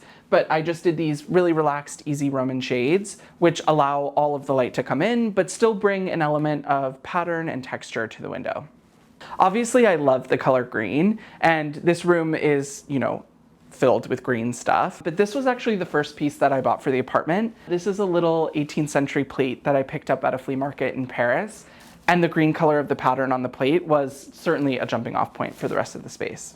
So we've established that I have a pillow problem, but I really have a book problem. And especially when you're in an apartment in New York, there's nowhere to put all your books. So I've just started stacking them on the floor to my husband's dismay. But I think there's something kind of charming about them. And it also, allows them to be out so I can flip through them if I'm looking for a reference or need inspiration. All of my books are right here on the floor. Another thing that I love in this room are this pair of 19th century English slipper chairs. And they're in this really beautiful 1980s Brunswick and Fee fabric. It is literally shredded, and every time I sit on them, I think it rips more. But I love this fabric so much, and I really don't want to recover them. So I'm in my Mrs. Havisham era with my ratty slipper chairs, but I'm just obsessed with them. I think when you think of decorating a space, the dream is to have no budget, but I find that when I have a small budget, again, I decorated this apartment for a couple $1,000s, it forces me to become creative. And, I would love to have an endless budget to decorate a space, but honestly, when I'm working with what I have, I think I have more fun. Okay, one of my tricks in this room is when we first took the apartment, it had this really ugly brick wall here. And, the red brick just really wasn't my vibe and didn't kind of go with the color story of the room. So I found these vintage draperies at an antique shop, and my husband kindly mounted them on the wall for me. And not only do they help elongate the ceiling and they add this really beautiful warmth and texture, but they cover the ugly brick wall behind them. Another great trick is using a secretary. I think when you're in a small space in New York especially, you need your furniture to do double duty, and this secretary does a little bit more than that for us. This is an antique 19th century piece that we picked up at Housing Works, and not only does it conceal our television, but it also provided me a space to work from home. All secretaries have these desks that sort of flip out, and so this was a perfect place to jump on a call, take a meeting, answer some emails. It has a few drawers which provide great storage, and actually the bottom drawer hides my husband's PS5 because obviously that doesn't fit into the scheme. We found this secretary just at Housing Works here in the city. It's the most amazing thrift shop, and all of the proceeds go to benefit people living with AIDS. On top of the secretary, I think is a great place to display objects. So I have like a rotating assortment of things that go up here. Right now I have this awesome Staffordshire figure, some antique books, and then this really beautiful Wedgwood jug that my husband got for me. These are kind of rare and hard to find. He actually had bought me one a couple years ago and was washing it and broke it. So this was my replacement jug. Besides paint, I think one of the easiest things you can do to make a rental apartment feel like home is to swap out the lighting. I found these vintage bell jar lights on Facebook Marketplace, and one day my husband and I took down the old boob lights and put in these really beautiful lanterns, and I think they make the space feel a lot more, personal to us, and they also elevate it in a way that a boob light certainly wasn't doing. Obviously, our apartment is small, so our living room does double duty. So we've carved out a little dining nook here. We brought in some great 18th century chairs, another antique store find. This is actually a tilt top table, so the top kind of flips up, and these were popular in the 18th and 19th centuries, but it's the perfect little round table that completes the corner. And this is just a great spot for my husband and I to have dinner. It's great for playing games. I think a round table is a great game table. We love to play Catan with our friends. We can all four sit around here, and it's the perfect size for that. I think it's always hard to describe your style, but I would say my taste is very traditional. I really love traditional interiors. Some of my favorite designers are, people who worked at Colfax and Fowler and Sister Parish. I love Mario Buotta, and so these really traditional spaces influence me. I'm also a collector, so I love to mix and match things from all different eras together. I would describe my style as comfortable and joyful. Right next to the door, I wanted to have a little entryway moment, a place to land. So I hung this, cool 19th century mirror along with this little Delft tile table. This is my dog's perfume and some room spray that we keep in this little dish by the door. But I think it's great to just have a little landing spot in any space. Right off the living room is our bedroom, so why don't you follow me? I really wanted this room to be full of color, full of life, somewhere that was just joyful and happy. And I think, painting the walls in this yellow color, it's Citron by Farrow & Ball. And I think it has this really beautiful richness, a beautiful lightness to it. It's the perfect complement for the other colors in the room, the pinks and the greens and the blues. So this bedroom is actually kind of big by New York standards, but it's still a New York bedroom, so it's kind of small. And a great trick when you're dealing with a small space is to have furniture on legs. I think it really helps add some, visual lightness to a room. So this is a great highboy. It's 19th century, it looks 18th century. It wasn't very expensive, but what I love about it is it's on these, cabriolet legs that kind of lift it up off the floor. And, if I had just a full chest of drawers here, it would have this heaviness and weight, but this feels a little bit more elegant, a little bit more light, and it takes up, less space in a room. One thing I love to do when decorating a bedroom is mix-matched side tables. I think, when you go to West Elm and you buy side tables and they're the perfect match, there's no personality or charm. And so we have mix-match tables here that, I picked up here and there. And yeah, I really love how they play with each other. Obviously, the heart of a bedroom is the bed, and our bed is here. I think, you don't have to invest in everything when you're decorating a room, but I think when you're decorating a bedroom, you really need to go for it for the bed. So I have a really beautiful, comfortable, natural mattress. They are my favorite sheets. These are vintage Deporto linens, and they're kind of expensive. They're really, really beautiful. They're all handmade in France. And these vintage ones that have been washed a million times are literally the softest thing you've ever felt in your life. And so I'm constantly hunting for them on eBay, at thrift shops, antique stores, auctions.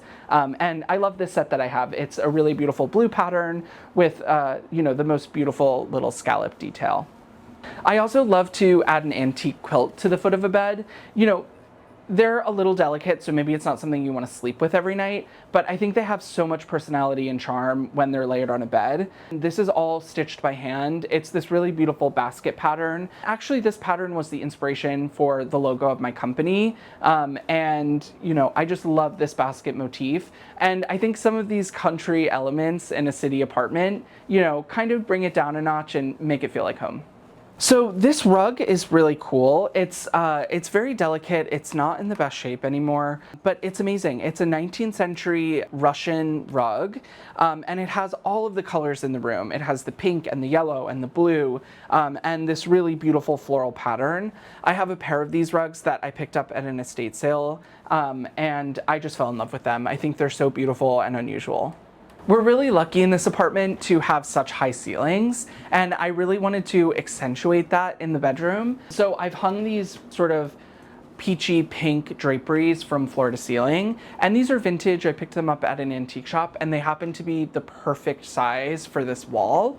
And I think having, a full wall of draperies is kind of luxurious. These are cotton, so they don't have any shine or sheen. So to me, they don't feel fancy, but they still have that sort of, luxurious quality that I wanted to have in a bedroom.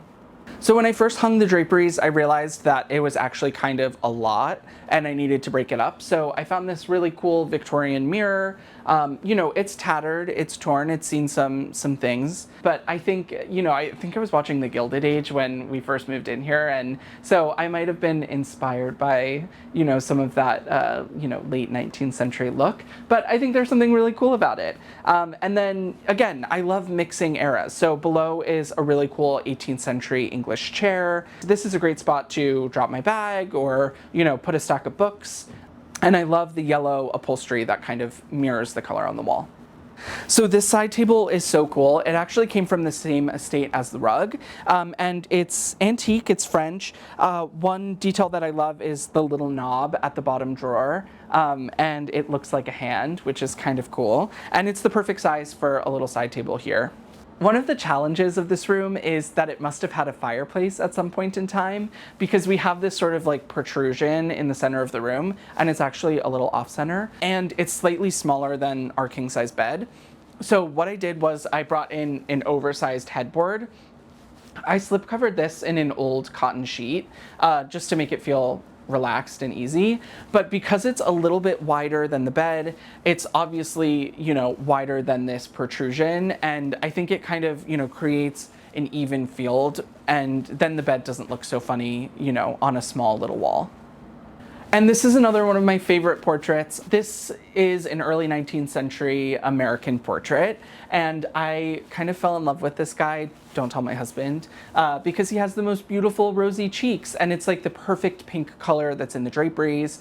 Obviously the background has this really beautiful blue shade and a little bit of yellow peeking through, so I think it's, an object that kind of unites all of the colors in the room, and he's so charming.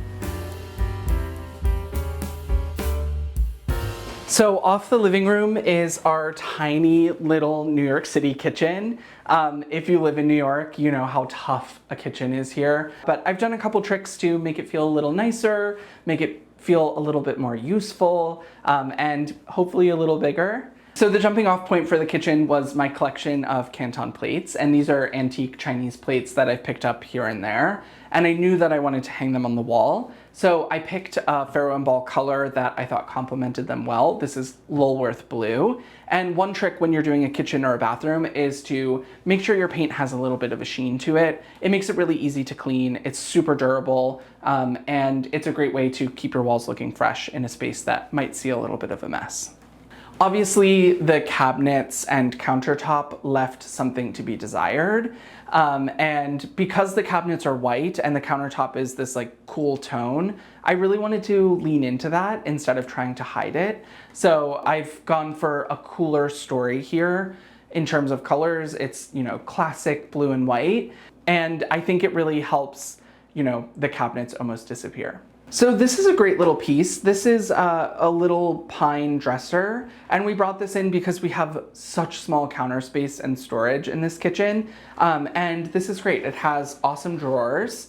We keep our silverware in this drawer, and it also provides a countertop, a work surface, a place to display some of my favorite stuff. Like a lot of rental apartments in New York, when we moved in, the kitchen had the most ugly, heinous builder grade flooring, these like dirty, flesh colored tiles. And so one of my favorite tricks is to take a rug. This one is just seagrass matting that I bought online. It was pretty inexpensive. And my husband and I just spent an hour cutting it to size. We used a double-sided tape to stick it down on the floor, and it kind of lays the foundation for everything else to build on top of. I layered in this cool Chinese rug, and it's again an antique rug. And yeah, don't be afraid of antiques in the kitchen. I think, you should collect and live with stuff that you love, and the kitchen is no exception. If you've been out antiquing, you'll definitely have seen fruit paintings. I think they were really popular in the 19th century, but I think they're so perfect in a kitchen, because they're kind of topical. It's obviously seen better days, but a cute little still life of peaches. I love the hand-painted porcelain bowl, and I think it's nice to have, an oil painting in the kitchen. It might be a little unexpected. So especially when you live in New York, everything in your apartment has to be useful, but I also think it has to be beautiful. And so something like a little hand broom can be extraordinary. This one is handmade by my friend Eric McIntyre. He has a shop called Village Handcraft in Wiscasset, Maine. And he made this little broom for me. And I think it's so beautiful. It's natural, it works beautifully, and it also looks great hanging on the wall. So we've covered pillows, books, and portraits, but I also have a thing for baskets. And I love that these cabinets actually don't go to the ceiling because they give me a place for storage. And so I have some baskets up here that I can fill with odds and ends, linens, stuff that I don't want on display. And I think it's a great little trick for storing things that you might not want to see in your apartment.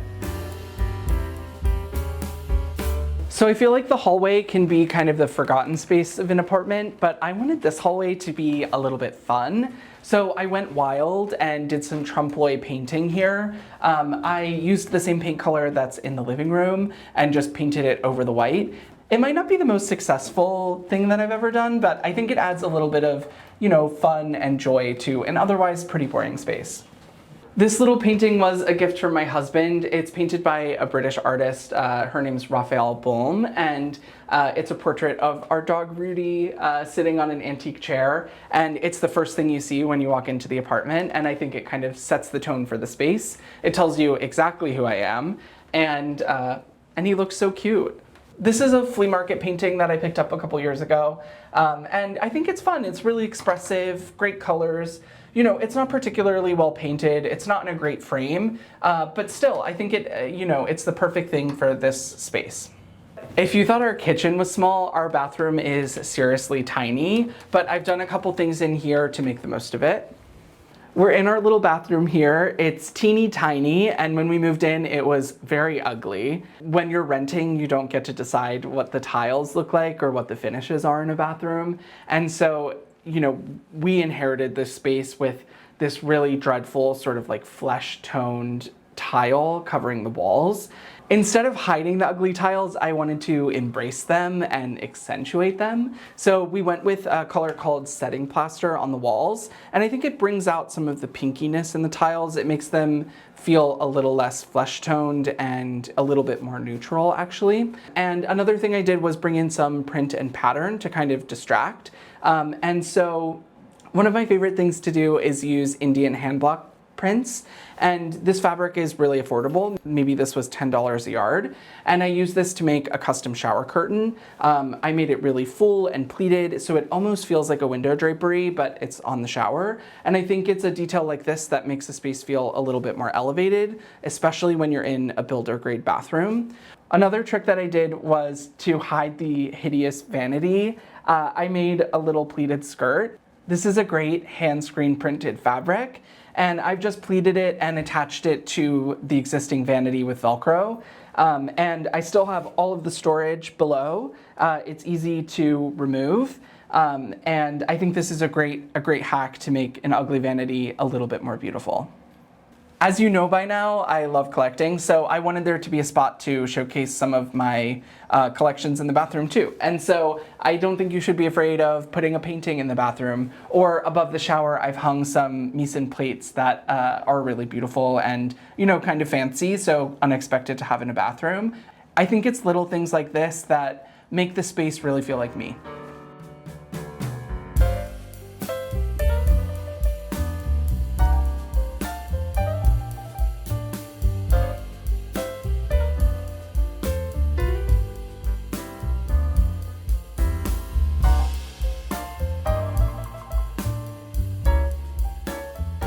Yeah, it's just like such a pretty part of the park. I love it here.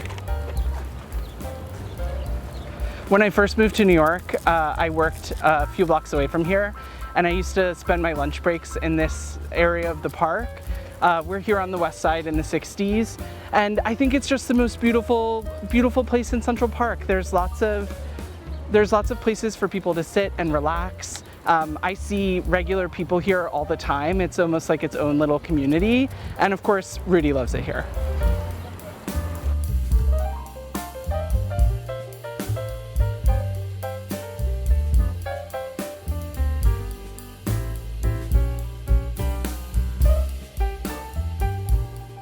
The worst part of Central Park is leaving. Often it's hard to get Rudy out of here, especially when he thinks there might be a squirrel nearby.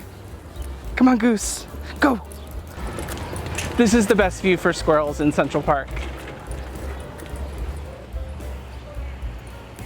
This is Harper Lee Hall. This is where Madonna lived at one point, which is kind of cool. Actually, Ariana Grande lives 2 blocks away, and we see her sometimes in the park.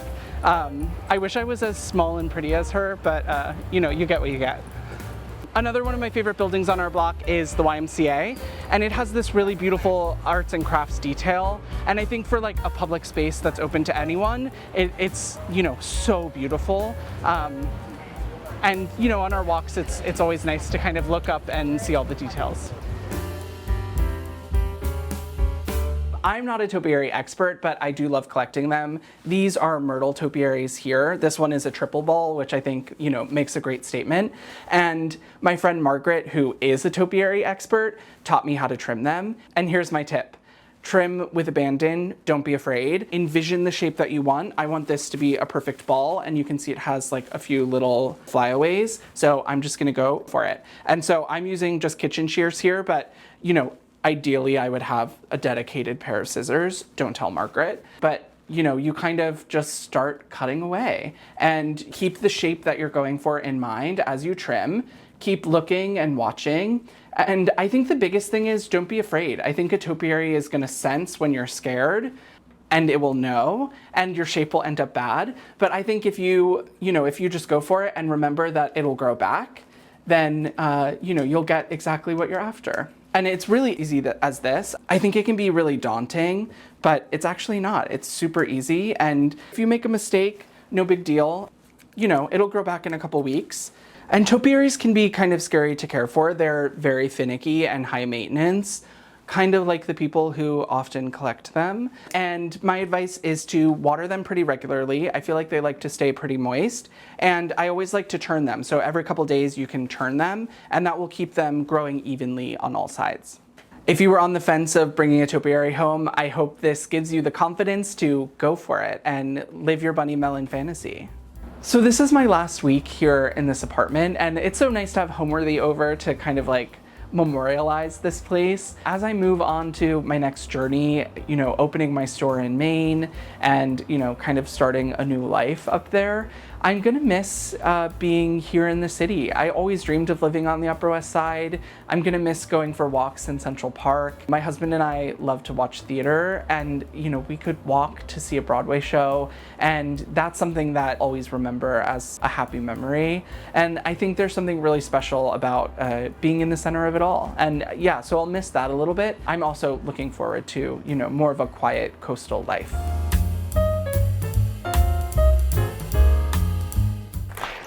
Hi, Homeworthy. I'm Lindsay. And I'm Jeremy. Welcome to our home in Louisiana. Come on in.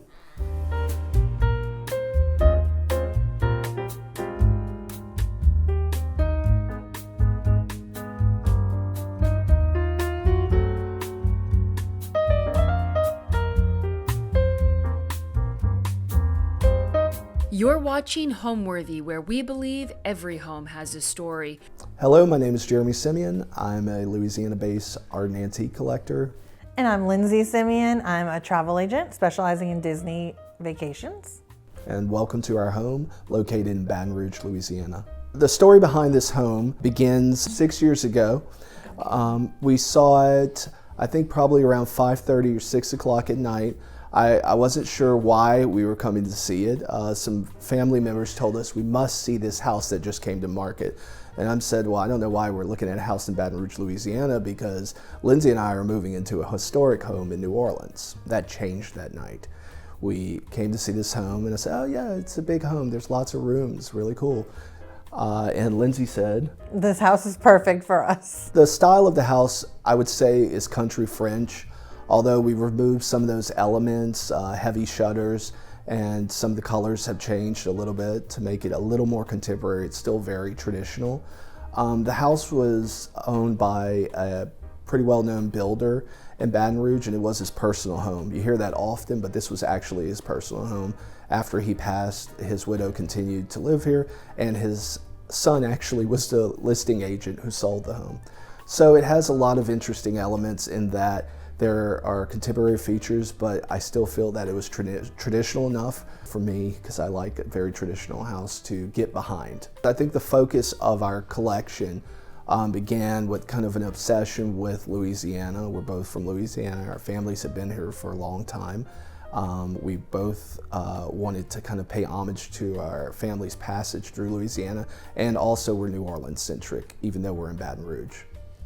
So I would say that our focus of our collection is 19th century pieces, but the house, we wanted to give it a feel that it was multi-generational, as if some of these were inherited, but people are very much still living here, and I think that's reflected. And I also said it could not feel like a museum, like we had to be able to live in every room and have a child walk through every room, and he does. You should be able to spill red wine here, yes, and it should be fine. Jeremy does most of the designing in this house. I am better spatially. I can see where pieces fit better than he can when we're at an auction or at a store or wherever we are, a flea market, any kind of place. I know where pieces will fit in the house, but he is better at the design of the house. Most of this is his doing. While I found a lot of exciting pieces and a lot of important paintings, I think the one that I'm best known for is a painting called Belisaire and the Fry Children, and it was a painting that was lost. It was donated to a museum, and they had deaccessioned it after 40 years, and it always stuck in my head, and I looked for it, and I eventually found it. It took about 10 years, and I was able to acquire it, able to do the research on it, identify all of the sitters, including the boy of color who had been covered over at some point. And we were able to share that story with the world. New York Times picked up on it. It is now in the American wing at the Metropolitan Museum of Art. The whole point of me collecting and finding these paintings was to find a permanent home for them.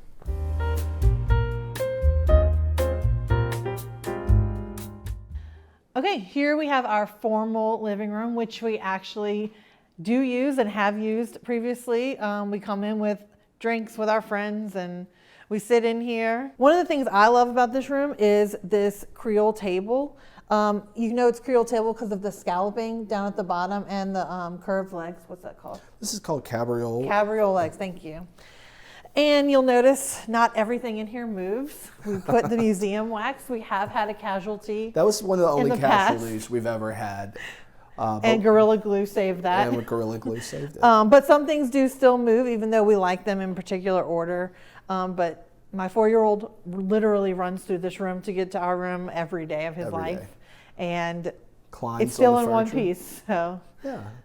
Climbs, he does his own micro adjustments. Sometimes this will be over here, but that's okay. I mean, this is a formal living room, but we can get informal in it. We could have a party, we could sit, and if something gets spilled, we pick it up. We're going to live in this room, even though it is an homage, I would say, to a traditional Creole house in that we have Paris porcelain, we have this kind of, gold gilt clock and antique mirrors, and hurricane shades. We call these hurricane shades in Louisiana. I think that's a shared term over the candlesticks. And we have little artifacts kind of sprinkled about. this is really interesting. We actually have 2 of these in this room. This is called a bouillotte lamp. Right. They would light candles, and the shade is adjustable so that as the candle burns, you can lower the shade to shine the light more directly on the table. It was for card games. A card game, right. So. And if you've heard of the card game Bouillotte, that's where it comes from. Right. It was very popular in New Orleans and in Louisiana. And as she says, the shade is adjustable, allows you to kind of focus the light onto the table, and we can talk about that again in another room as well. This fixture is not original. I like antique lighting, but for most of the fixtures here we went with contemporary. Obviously, though, this is in the Italian and provincial style. And some rooms in our house do have extra chairs, like the pink and blue ones in front of the curtains. You have to have a lot of chairs. My husband likes to buy antique chairs. It's true. So the antique ones that we're not 100% sure about decorate the rooms along the edges. If you look at Louisiana, a lot of inventories for historic homes, you notice an exorbitant amount of chairs. I've always noticed it's even in bedrooms, sometimes there'll be 10 chairs. And I've always like, what is going on there? Well, I guess when you just had these sort of homes, you had people in and out. And so we have a lot of chairs maybe carrying in that tradition. Another interesting aspect to this, because I think we said earlier that we wanted our home to kind of feel like multi-generational, and that some things were inherited and some things are still in the works. We're going to change this. This obviously an 1815-ish, early 19th century cherry table, and then we have this Arrow Serenan tulip table in kind of an unusual size, retailed by Knoll. So there's that kind of old and new, and I don't think we're doing it to spice it up or be ironic. I think we're trying to have representation of, that the home's alive. It's not a period home. The thing a lot of people ask about is the witch ball. Oh, Tell them about the witch ball. So this is not a Christmas decoration that we've left behind. We do that sometimes, but that's not what this is. This is actually a Victorian witch ball.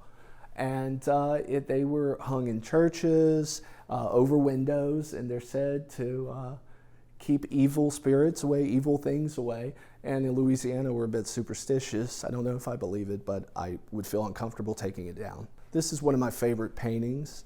It's Louisiana, done around 1855, we'll say. And it's a portrait of an unknown boy, but beautiful background. And it's by Jacques Amand, who was the preeminent portrait painter in New Orleans. And we're lucky to have a few of his paintings, but I think this is one of my favorites. What I love about this painting is obviously the background. There's a painting that I've spoken about before that is now at the Metropolitan Museum of Art that has a very similar background with this sailboat and this landscape. and it's also by a mall. So when I placed that painting, I missed the other one, and I said, well, I'll get this one. So it kind of filled the void. Tell everyone about this. Our baby Jesus. It is, and it's what, probably 18th century. I remember, no, it came in the mail one day. You found it. I found it at auction. And it came in, and I was like, what is this? And so we needed a place to put it. We didn't have a good place to put it. And then I think I said, what if we stick him up there? And so now he watches over us. And actually, when he came in, his crown was missing. His crown was missing. So the crown he's currently wearing is from a traditional French king cake that we bought here. They sell them in Lafayette. Actually bought him in Lafayette. Yeah. A traditional king cake. Yeah. The cool thing about this piece, and I think we talked about this before too, with maximalism, when you have a lot of things, you forget about it. And one day I think we were in here, we're like, oh yeah, we have that thing up there. And I found this at auction. I loved it because of the collection of rosaries.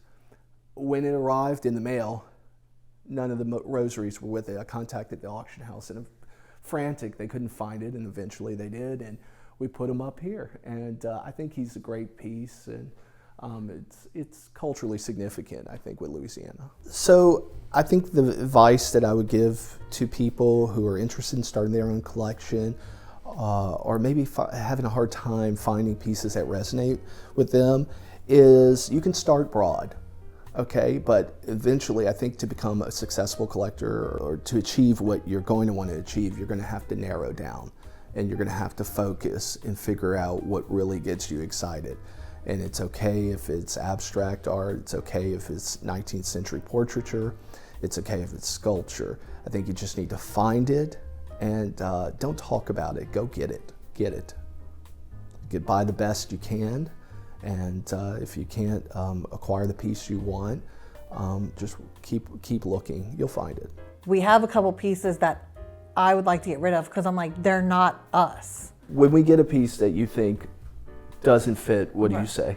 I say it's not us, it doesn't belong in this house. Yeah. Like, it doesn't fit it's this a catch house. And release, it's gotta go.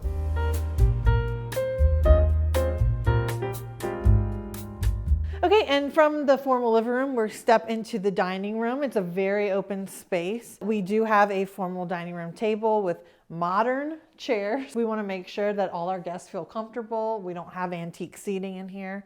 Not that we use. Yeah, I don't think there's anything worse than an uncomfortable dining room chair. I mean, you want to be here, you want to be able to talk after a great meal, and especially after a mediocre meal. You want to make that up by hanging out here and being comfortable. So we keep it set up as if a Creole family were possibly sitting down for dinner. Just stepped away, maybe.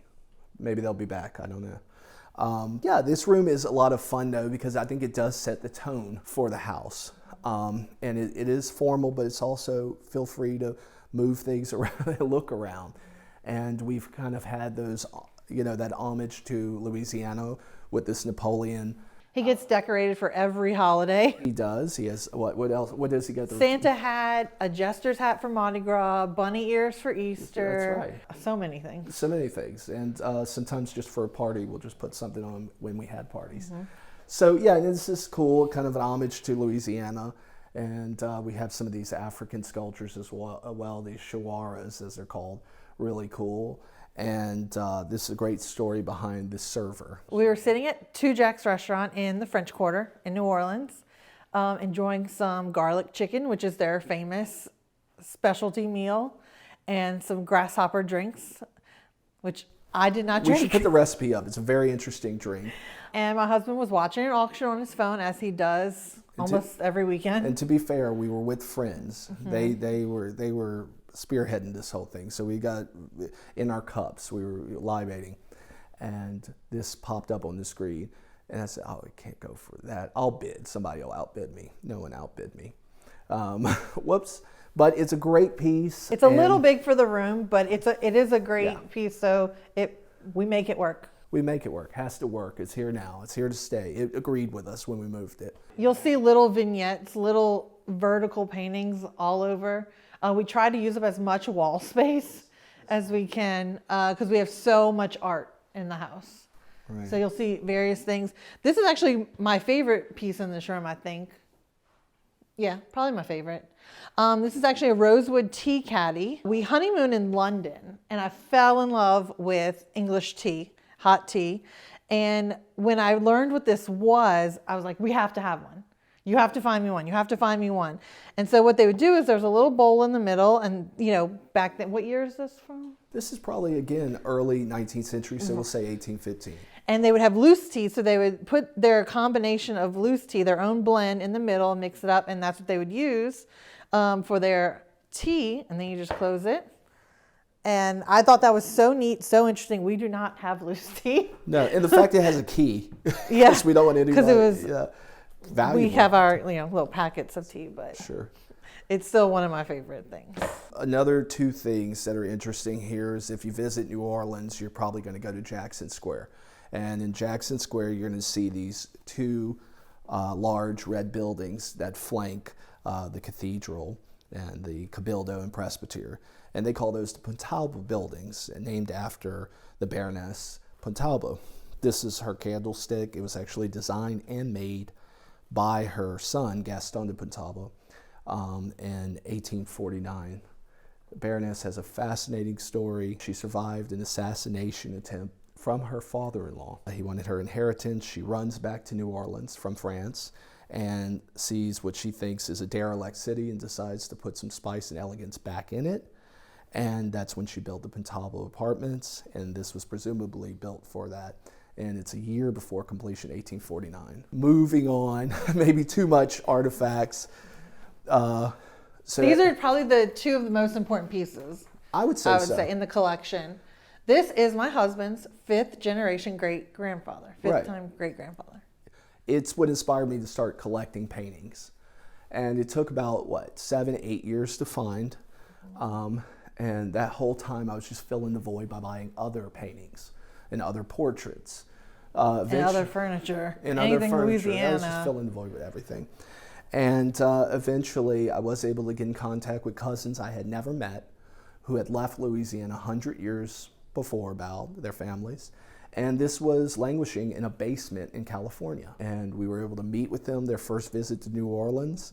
And we were able to come to terms, and we were able to bring this back to Louisiana for the first time in 100 years.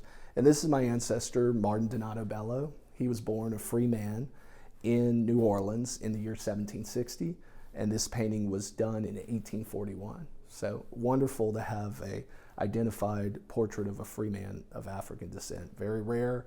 I'm very proud of it. And then this is called a punka. You're going to kind of have to use your imagination on it because the flat part at the bottom is the part that would attach to the ceiling, and this would hang down. Suspended.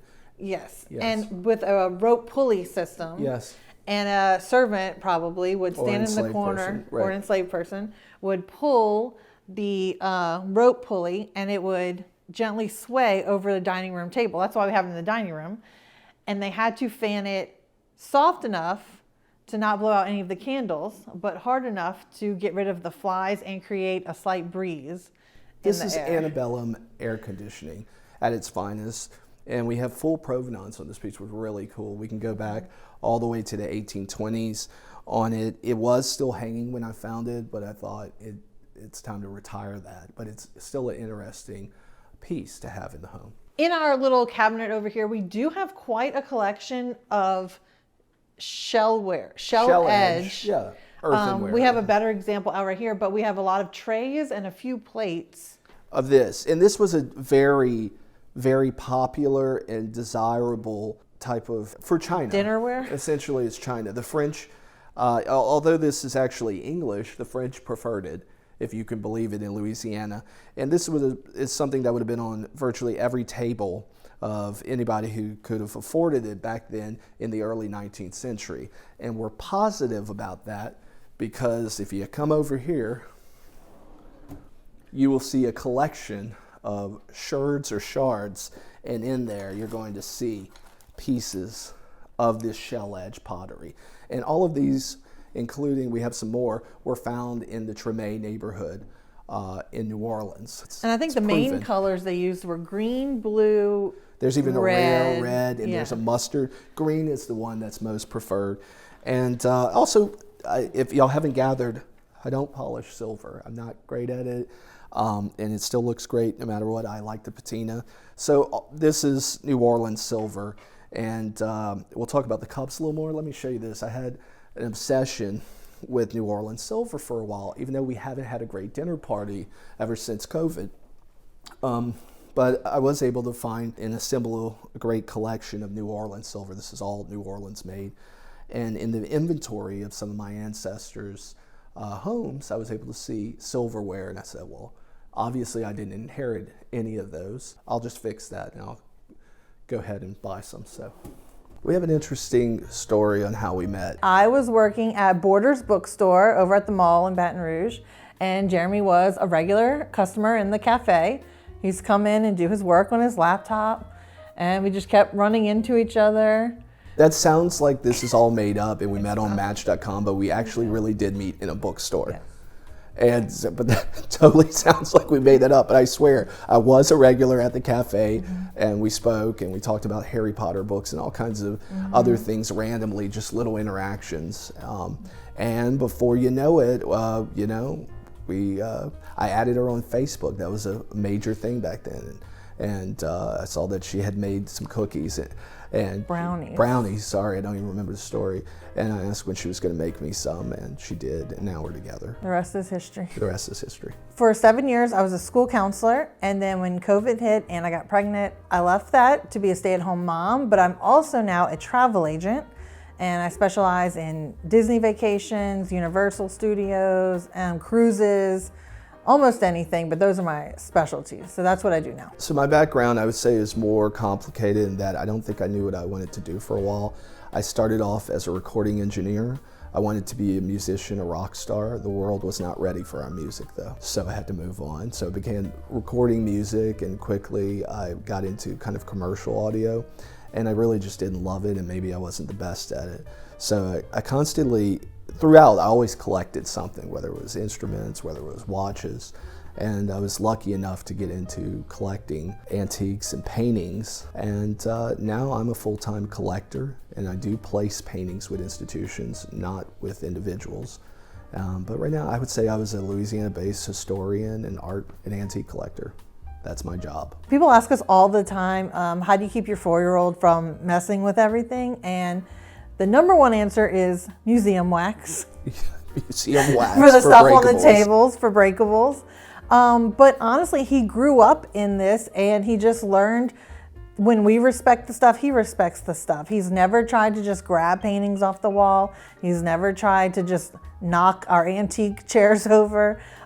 He knows we walk through this room, we don't run through it, or whatever the case may be. And I think when children grow up with it, it's easy to just ingrain that in them. He's running every room in this house. And the reality of the situation is he is a pretty good 4-year-old, which helps. And I agree that because we didn't make this too fussy, don't touch this, don't touch that, it's just like, oh yeah, there's stuff here. And honestly, we know that where the auction house is, we know where eBay is. So if something were to get broken, we'll find a replacement. And if it's irreplaceable, we've never had to go there, then it's time to go.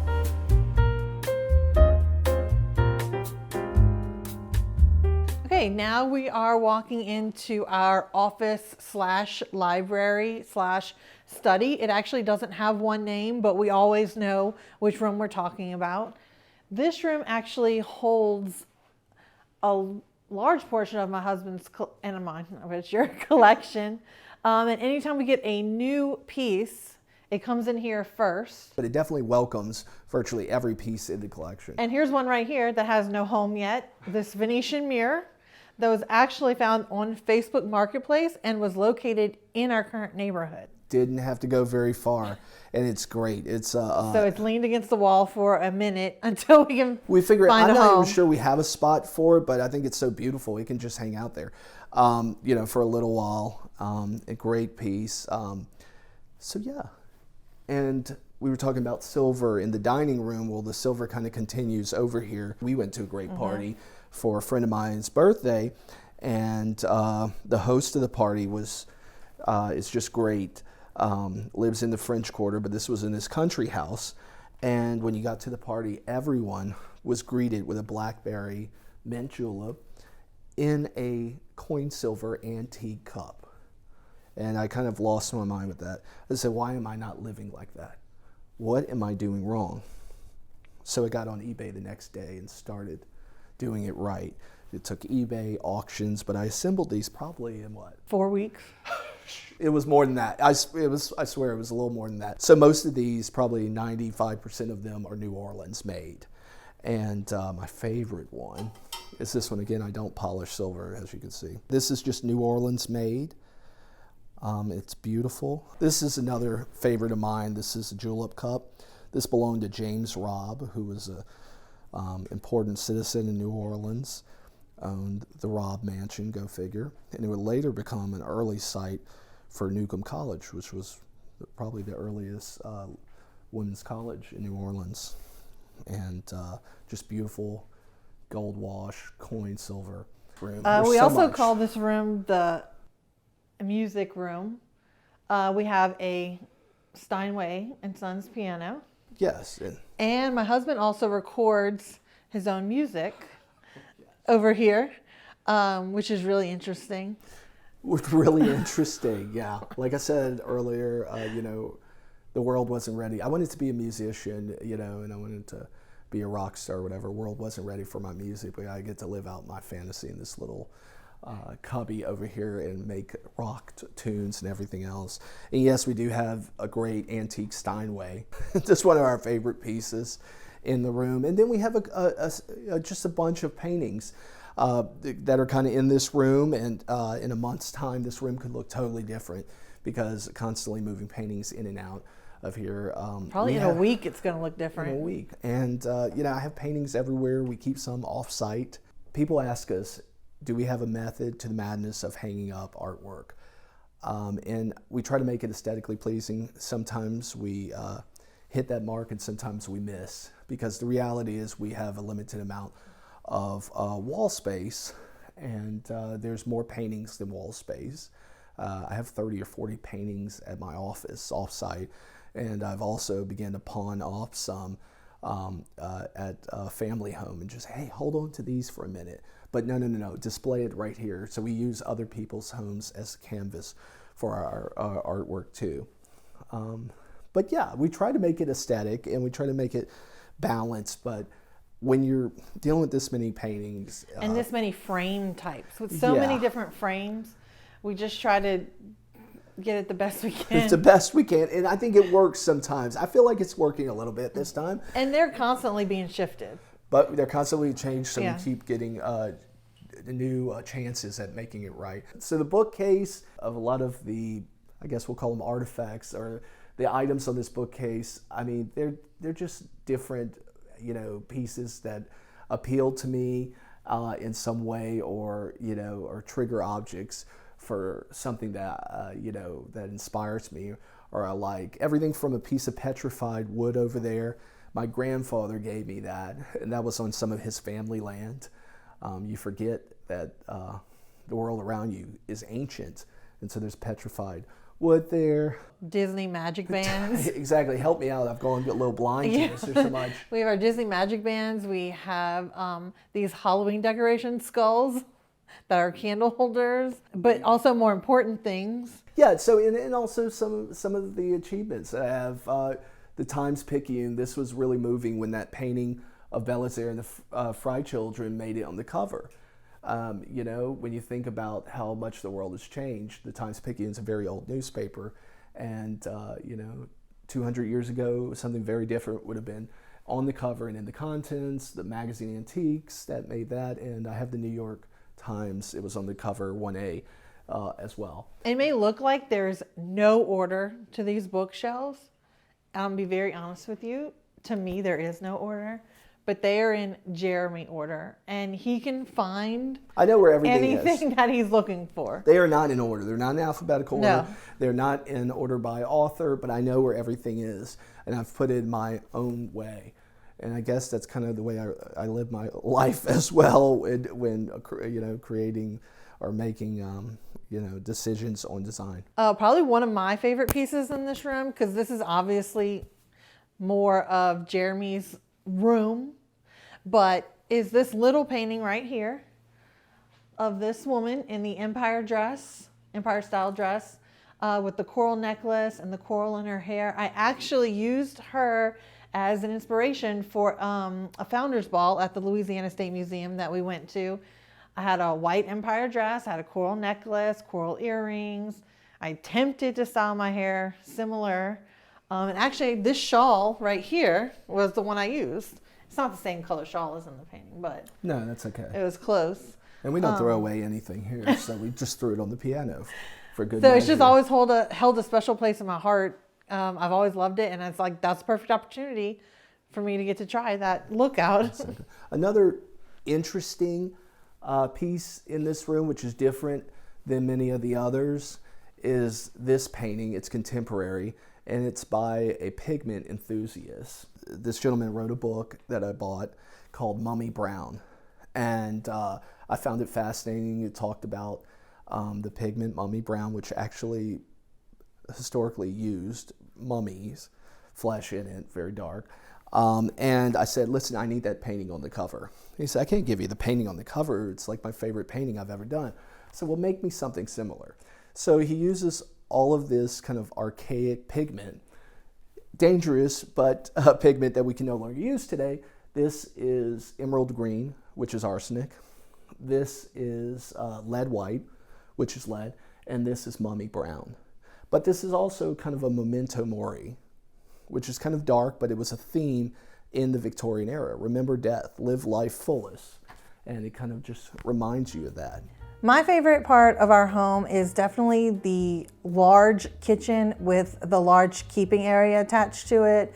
My son and I spend the majority of our time over there. That's where he plays, he watches TV, we cook together. It's a lot of room to have people over. That's my favorite part of the house. So what is my favorite part? What do I love most about the home? Well, I like that it's able to hold what I would say is my work for the last 10 years, but it's also a home. So it doesn't feel like a place that, you know, I've been working on. It feels like a place that showcases my work, but also it's very inviting to me and it reflects my interests.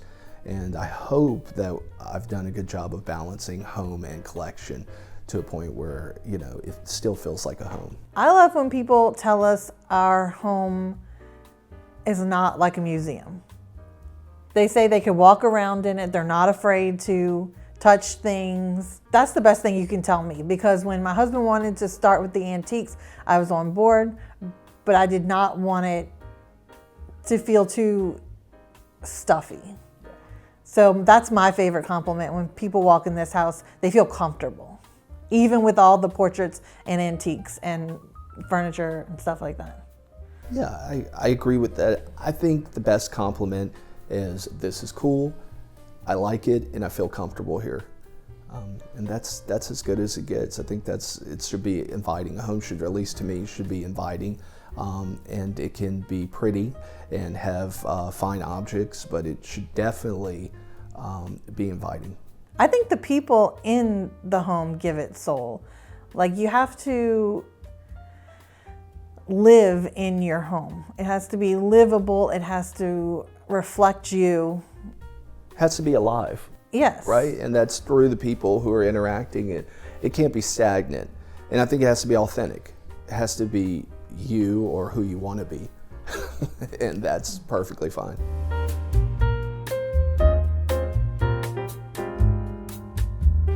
And I think this painting right here, psychedelic, 1970s, says you're leaving the 19th century, but where are you going? Wow. Into our kitchen. This is our kitchen. Our very modern, very Disney friendly, very contemporary kitchen.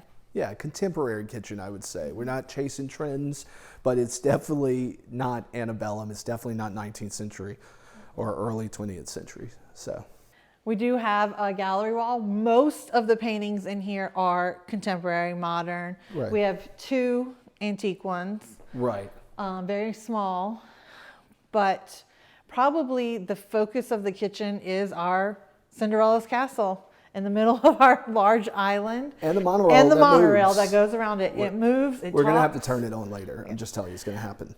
And then we have many Disney signs around the kitchen. From attractions all over, from Disneyland, Disney Some of our World. favorites. So Lindsay saw this table, loved it. I said, let's keep looking. No, this is it. It's perfect. This is our table. These are ladder back chairs. We see these all over Louisiana, but these are actually pretty comfortable. Some are tiny, but we would see, this is something you would see in everywhere in Louisiana, especially in the 19th century, but these are actually pretty comfortable. Again, some more shell edge with a really cool ice holder. You want to show this? The pineapple ice bucket we actually first saw on the show Southern Charm. Who had it? On Bravo. Miss Patricia had it, and we thought it was so unique and so cool. And down here in the South, we love pineapples. Yeah, it's a sign of Anything Southern summer, hospitality, yeah, right? it's a sign of Southern hospitality, exactly. So like everything, we bought 3 So of now them. we have 3. Yeah, so that's what happens here. And then this bench is really neat. Cypress. It's cypress, which we love down here in the South in Louisiana. Live edge. It has a live edge. We picked this piece out Yeah. for this. There was a store here that did that, our place, and we picked what kind of feet we wanted on it. Yeah. And we love how the table has one side chairs, one side bench. Yeah, easy for It kids to gives get it in some and out. character, more character. Gives character, yeah. Than it had before. And we've stayed here. We're in here a lot more than we would ever be in the dining room. If we have an event, if we have a kids party, there might We be have the 40 people table, in this we have room. the bar, we have the keeping room. That's why this is my favorite area. It's just very open. Lots of people can fit in here. Everyone can talk to everybody. The room swallows people. You don't feel crowded, and it's designed in such a way, not a lot of hanging lights or anything like that. Just kind of it's a great room, and she liked. This is what sold the house, apparently. Yeah. Especially this large wall. I said, do you know how many paintings you can fit She on this did wall? say that. So this is, a lot of people ask me about portraits. Do I have one? This is me when I used to work out. That's not true. It's not true. But this is a beautiful painting of a centurion by Damon Matsua, who's a local Louisiana artist. Then we have a charcoal by Marshall Holmes. Then we have a pretty significant painting. Now these are the 2 old ones. This is by Edward Bannister, who's one of the first celebrated black artists and important. And this piece I bought right when my son was at her age, and I said, oh my God, it's so sweet. I never was the guy, oh, that's so sweet before. But when I saw it, I needed it. Lindsay actually got this for me on Our 1-year anniversary. 1-year anniversary. Was in a restaurant. And I said, this is really cool. And that's before I really started collecting art. And it shows up. Another great local New Orleans artist is Mike Guidry. We had that one commissioned. Had this one commissioned. We were originally going to have a pink alligator, But the teal and the green work better with our kitchen. better judgment prevailed. And another by Mike Leday, Psychedelic, Put on Your Beatles, Sgt. Pepper album. And this is by an artist named Jessica Alizraki, who I believe was born in Mexico City, and it's called The B-Day. And I relate to this, kind of a chubby kid eating birthday cake. I like it. It puts a smile on my face, so that's why it's here. Yeah, so in the case of the portrait of my ancestor, or portraits in general, it's a Louisiana custom to put a palm frond. But it's a sign of eventual reunion. So you see these palm fronds, real and artificial, above paintings of people in Louisiana. And it's a kind of another memento mori, to kind of enjoy life, but also there will be a reunion in life after. And that's a Creole tradition in every house. Every family member house I've ever been in, they've always been there, a palm frond.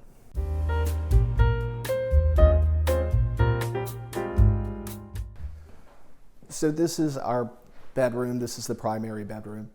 And, we keep it kind of simple. Some people may think it's, fussy, but I try not to do that. We have a 4-year-old and we have a cat, so we're not going to do elaborate bedspreads and all that. We're going to keep it simple.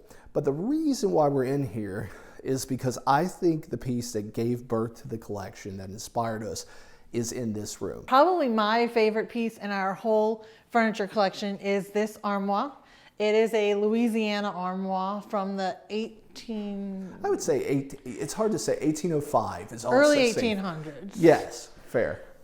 We do use it, not for clothes, but we store other stuff in there, so I'm not going to open it. But it has inlay. You can see such great details right here, the escutcheons, the cabriole legs at the bottom with the scalloping. That echo a bunch of our Creole echo tables. all of these tables, which is kind of quintessential Creole furniture, which is really Louis XV furniture. And we bought this at auction in person, our very first auction together.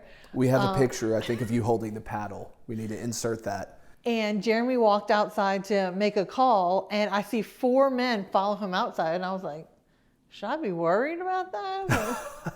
They just wanted to talk antiques, and they wanted to know who was this youngish, I guess I was youngish guy, who's this youngish couple bidding on antique furniture, and I think it was kind of a sigh of relief for them. And as we know, I think antiques have come back in a big way. But And we've had this for 13 years. Jeez. So 13 years ago, we started our collection with this one piece, Louisiana armoire. And people thought we were insane because they said, wait, my parents were like, wait, you have plenty of closets. I was like, it's not about that. It's not about that.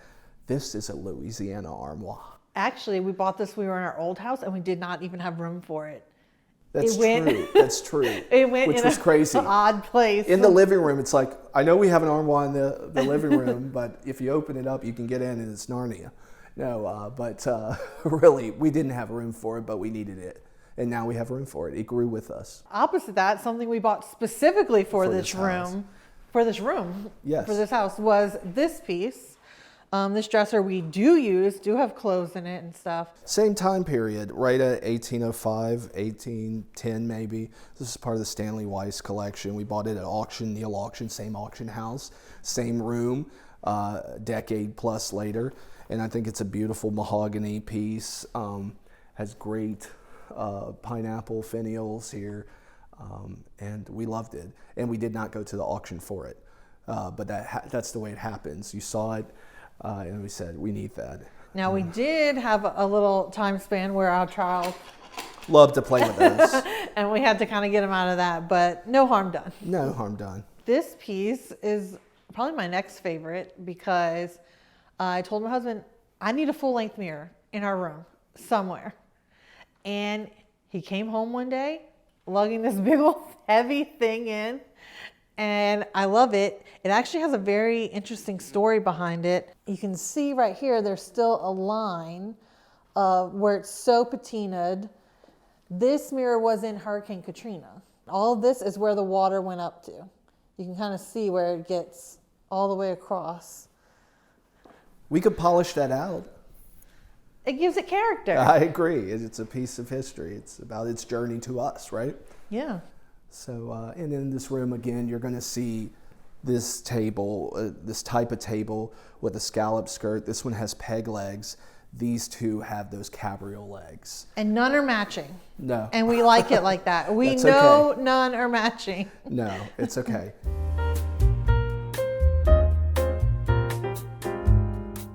Okay, so now we're upstairs and we wanted to show you the blue bedroom. It's one of the spare bedrooms in our house.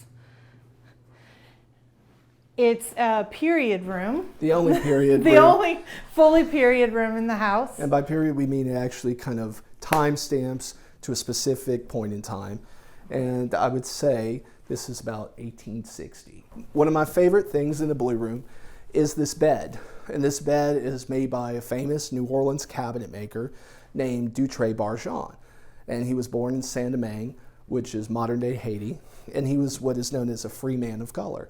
So before the Civil War, he was a free black man who became so ensconced in New Orleans furniture making, he quickly became one of the preeminent furniture makers. These beds are quite rare, and I'm happy to finally have found one. So this is a great piece, another Catholic relic, indicative of New Orleans and Louisiana.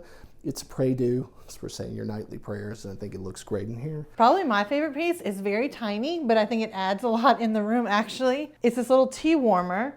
You would put a tea light under there and light it, and it would keep your evening tea hot or warm so you can continue drinking it.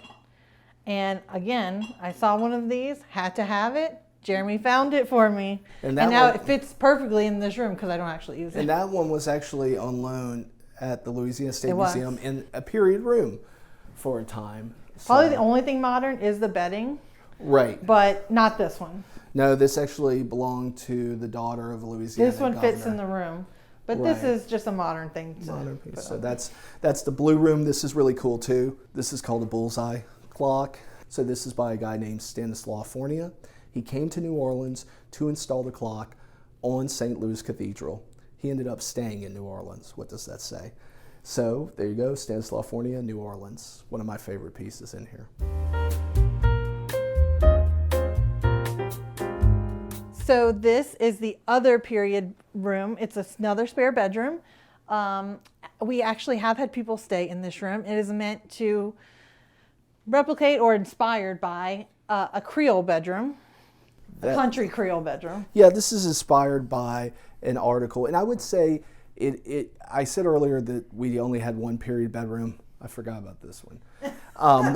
And so this was inspired by a 1929 article in Scribner magazine that talked about one of my great-grandmother's cousins' homes in Natchitoches, and they're known there to have these really old 18th century, 19th century mud houses, as they're called, or bousillage houses. And so what I did is I made that kind of cracked plaster, moisture look, and I did this myself. I had a lot of time during COVID.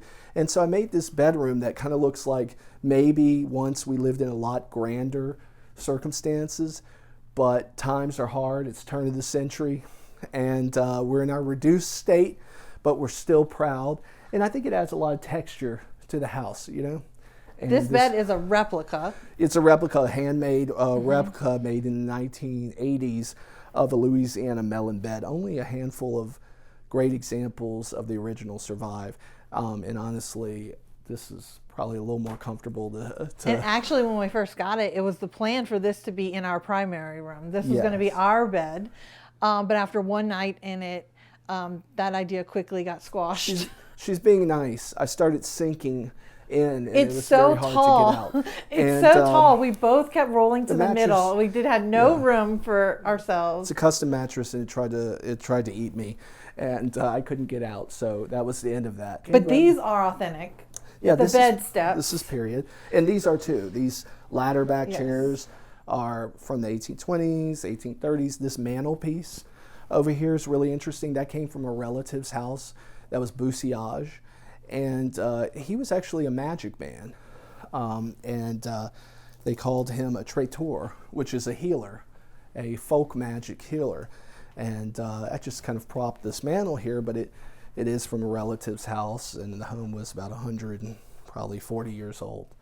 So, and this is the book that inspired it. Scribner, April 1928, actually. And that's when they visited Cane River, and they talk about this old house that has this grand portrait in it, even though the house is very rustic. Home is where you are most comfortable. Home is where you can't wait to be after a long day. Home is where your family is. Home is just so cliche, but it is where the heart is. It is where you want to be. Home is a sanctuary for me. When I hear the word home, it's a sanctuary. I think if you're maybe an artsy person, you know, you want somewhere to kind of not necessarily hide, but find a resting place from the world. And I think that's what home should be. Thanks for watching. Be sure to go to homeworthy.com for exclusive content, shopping guides, and so much more.